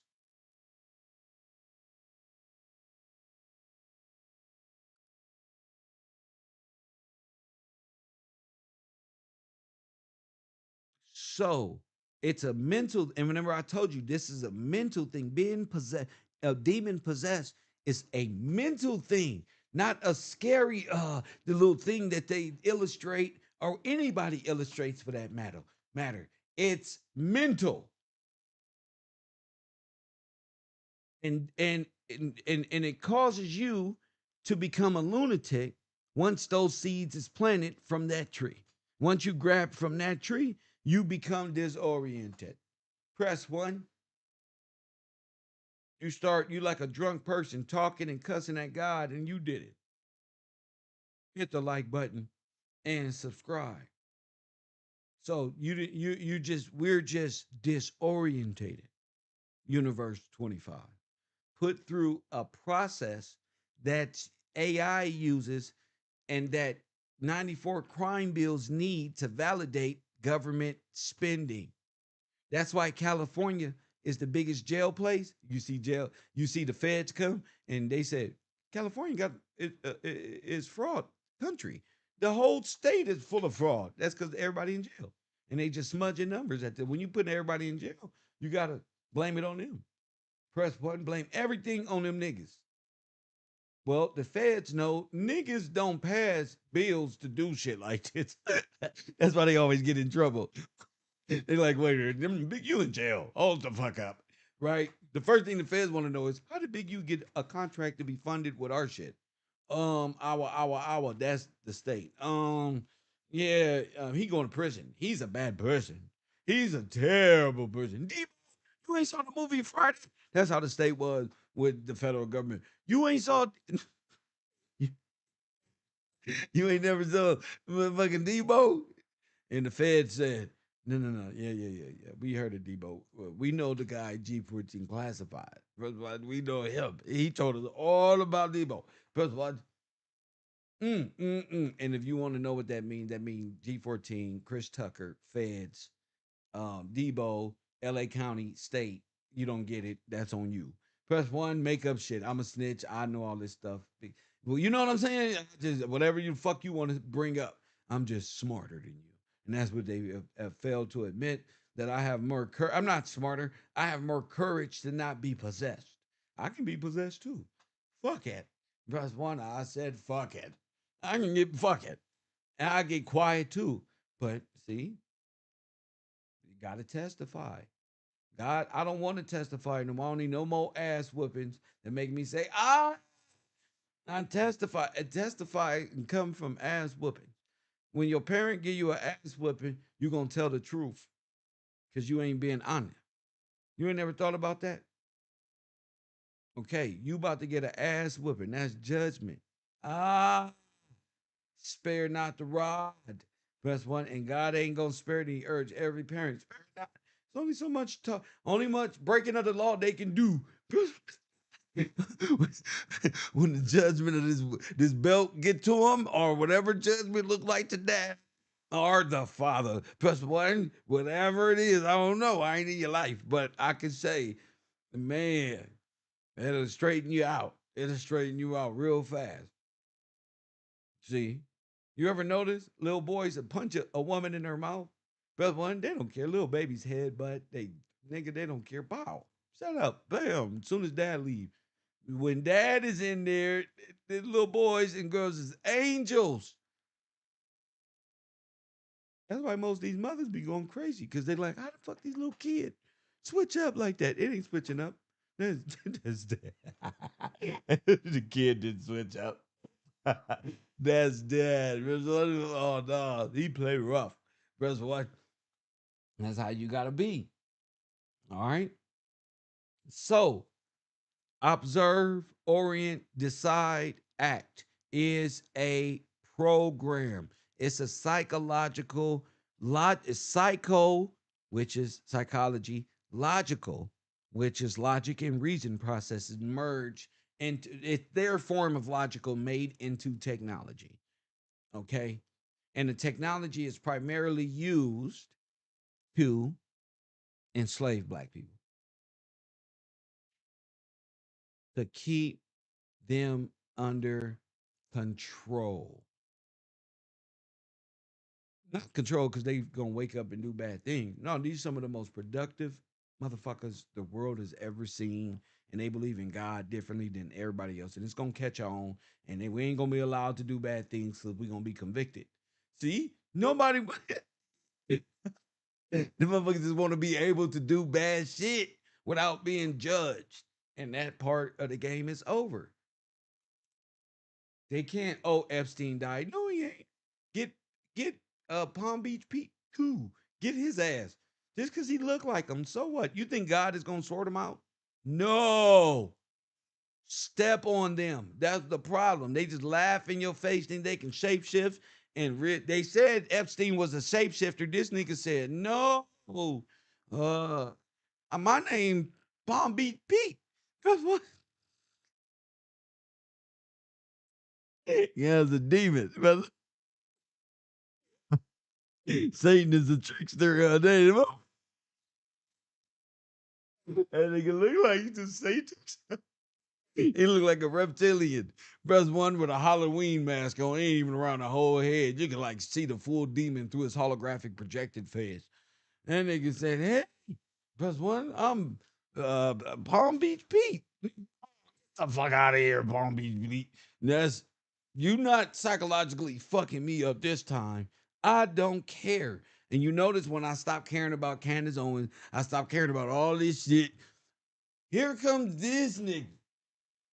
And he said that shit like we knew who he was. Niggas in Palm Beach had no idea who Palm Beach Pete was. He knew it, but he knew he was for certain he not Epstein. Why?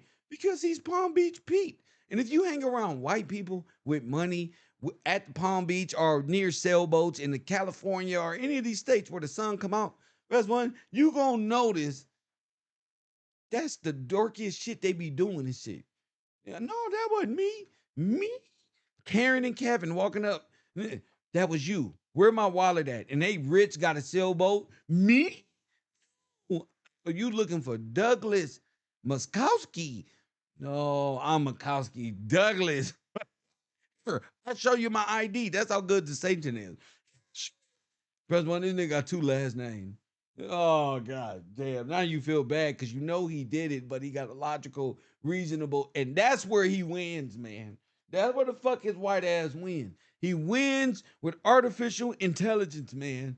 I'm telling y'all, he did, bro. The white man deal in a processing logical decision where he believes you're disorientated because the disorientated state is the dream world, right? Where everybody can, you're like Truman, disorientated, like, and everybody else is like observing and deciding and for you kind of thing. You're like, wait a minute, why do I feel like I gotta go shoot some niggas? She was just listening to Mo Murder by Bone Thugs and Harmony, which is a program put by they don't fucked up by MK Ultra, and it was just CIA. I am going to crush you. Press one. I told you I crushed Michael Tripp. Press one. See?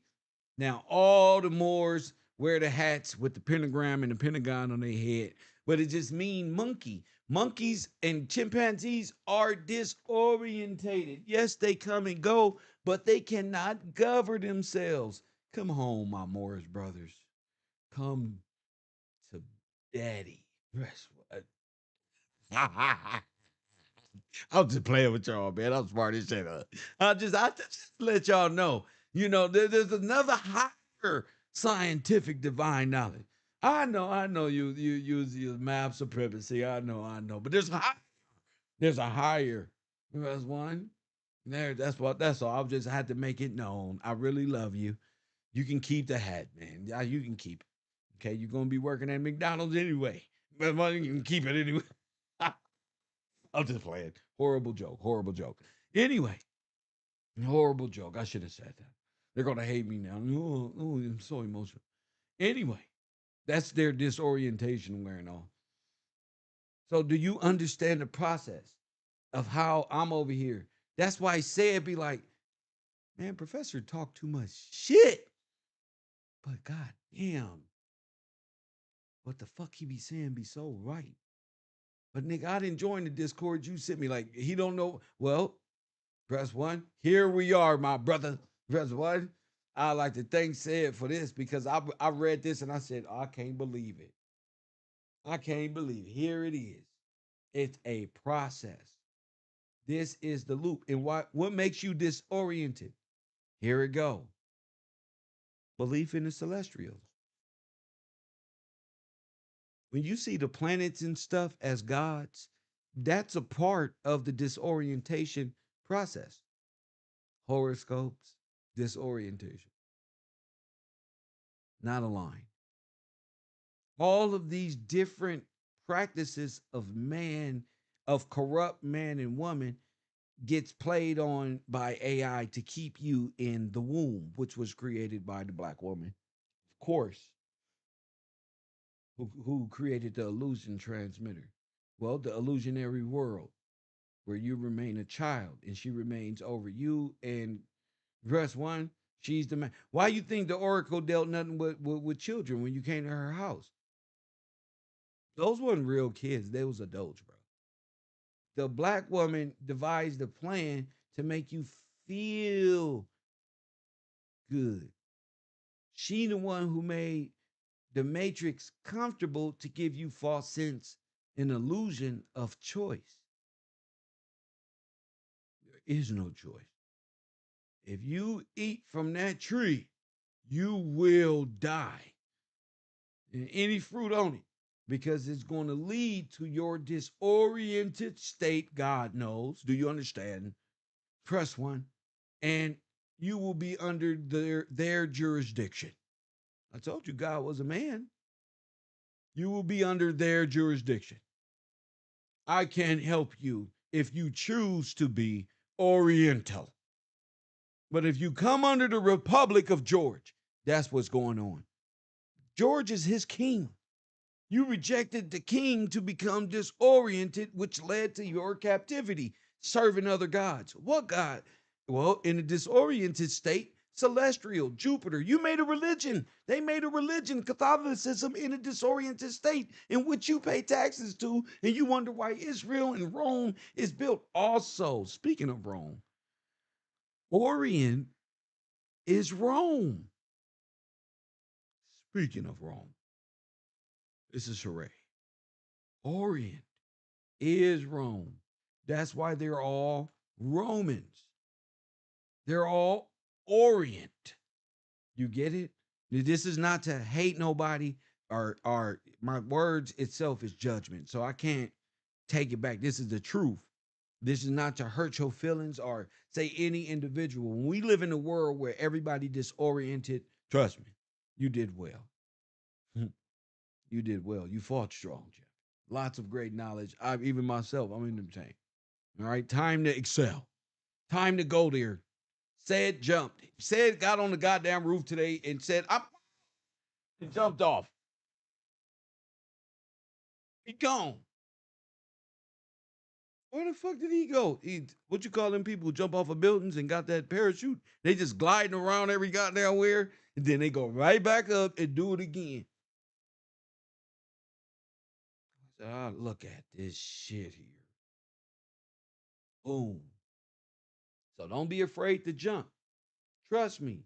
Understand that this is the process of your mind control. This is what links you from the word being the law. You broke the covenant, and now you're under a different jurisdiction where you're observed by scientific federal banking institutions that came upon you like an eagle, just like the Bible said. Because that is what's going to happen out there in the world. They're going to devour you. Why? Because they are demon. And it was a demon who suggested it, that you shall not obey the rules. That's real game. Let the world be the world. Mind your business. Let them be them. Regain control of your disoriented state of mind by joining KevRow, reading books, non-compos mentis, getting in the dictionary, coming out of artificial containment, artificial contamination, artificial ghetto, artificial boundaries, artificial gods that they believe in their art perception of artificial heaven and their artificial perception of hell. When you walk in alignment with God's kingdom, you don't have to be disoriented. You can walk in alignment. That way, you walk whether being observed or not. Your decisions are upright.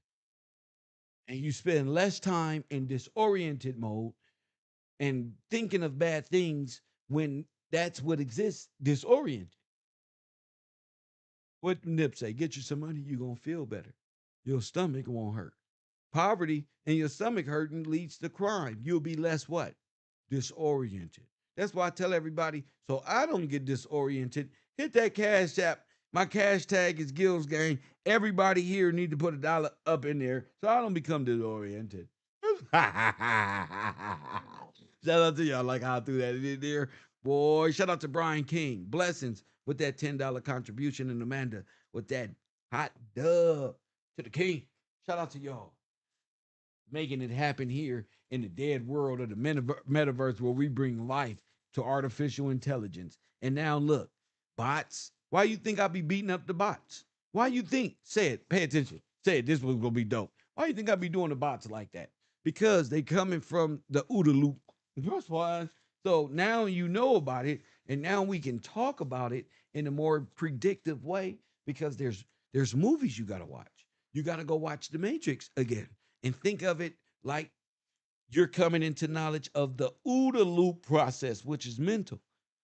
Then you're gonna see, wow, the world had to be destroyed because Israel was stripping. You see, they want you to feel bad. I don't feel bad.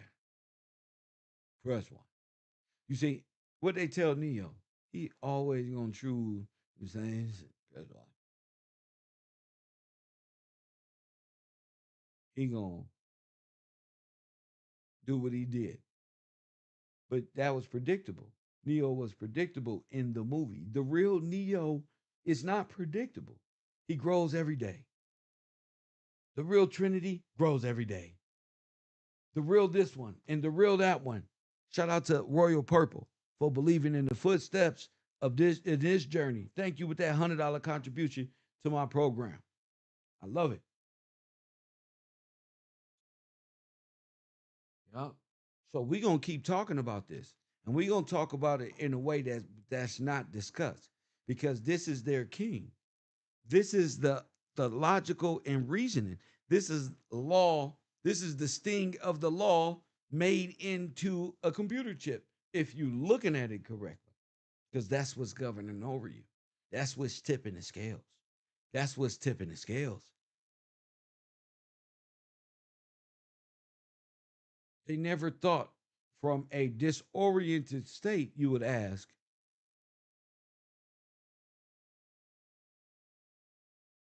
why am I black in law? Because in civil law, Roman law, that's what you're going to be. Dead to the law. Unrecorded. Doesn't matter if you was born. They will not remember you. And that's where we find ourselves. This is the system that's keeping you disoriented. Television, social media, what? Who? So what social media people are keeping you in the loop?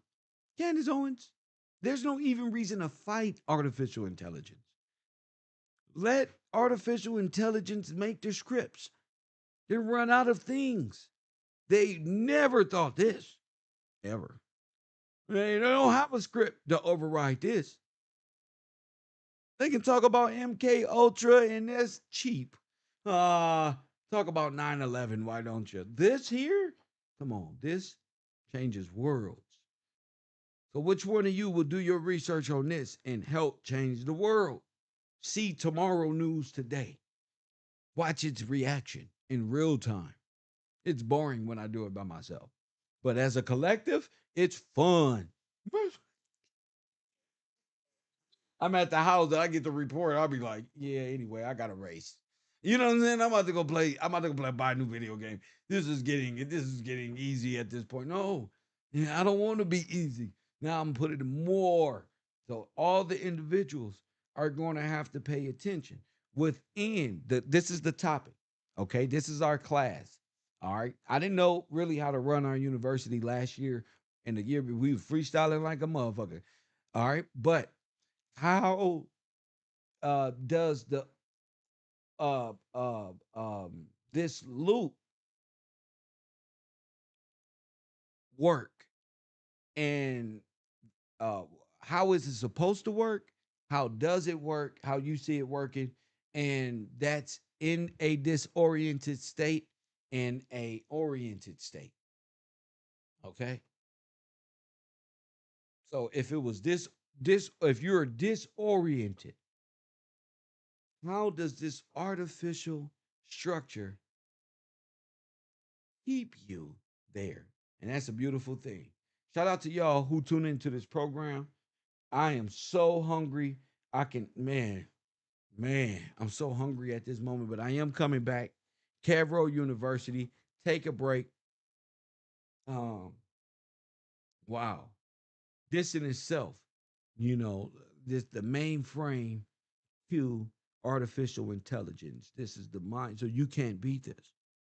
I doubt that. You're just disoriented. KevRow, Coffee and Kush TV. And as always, family, I holla.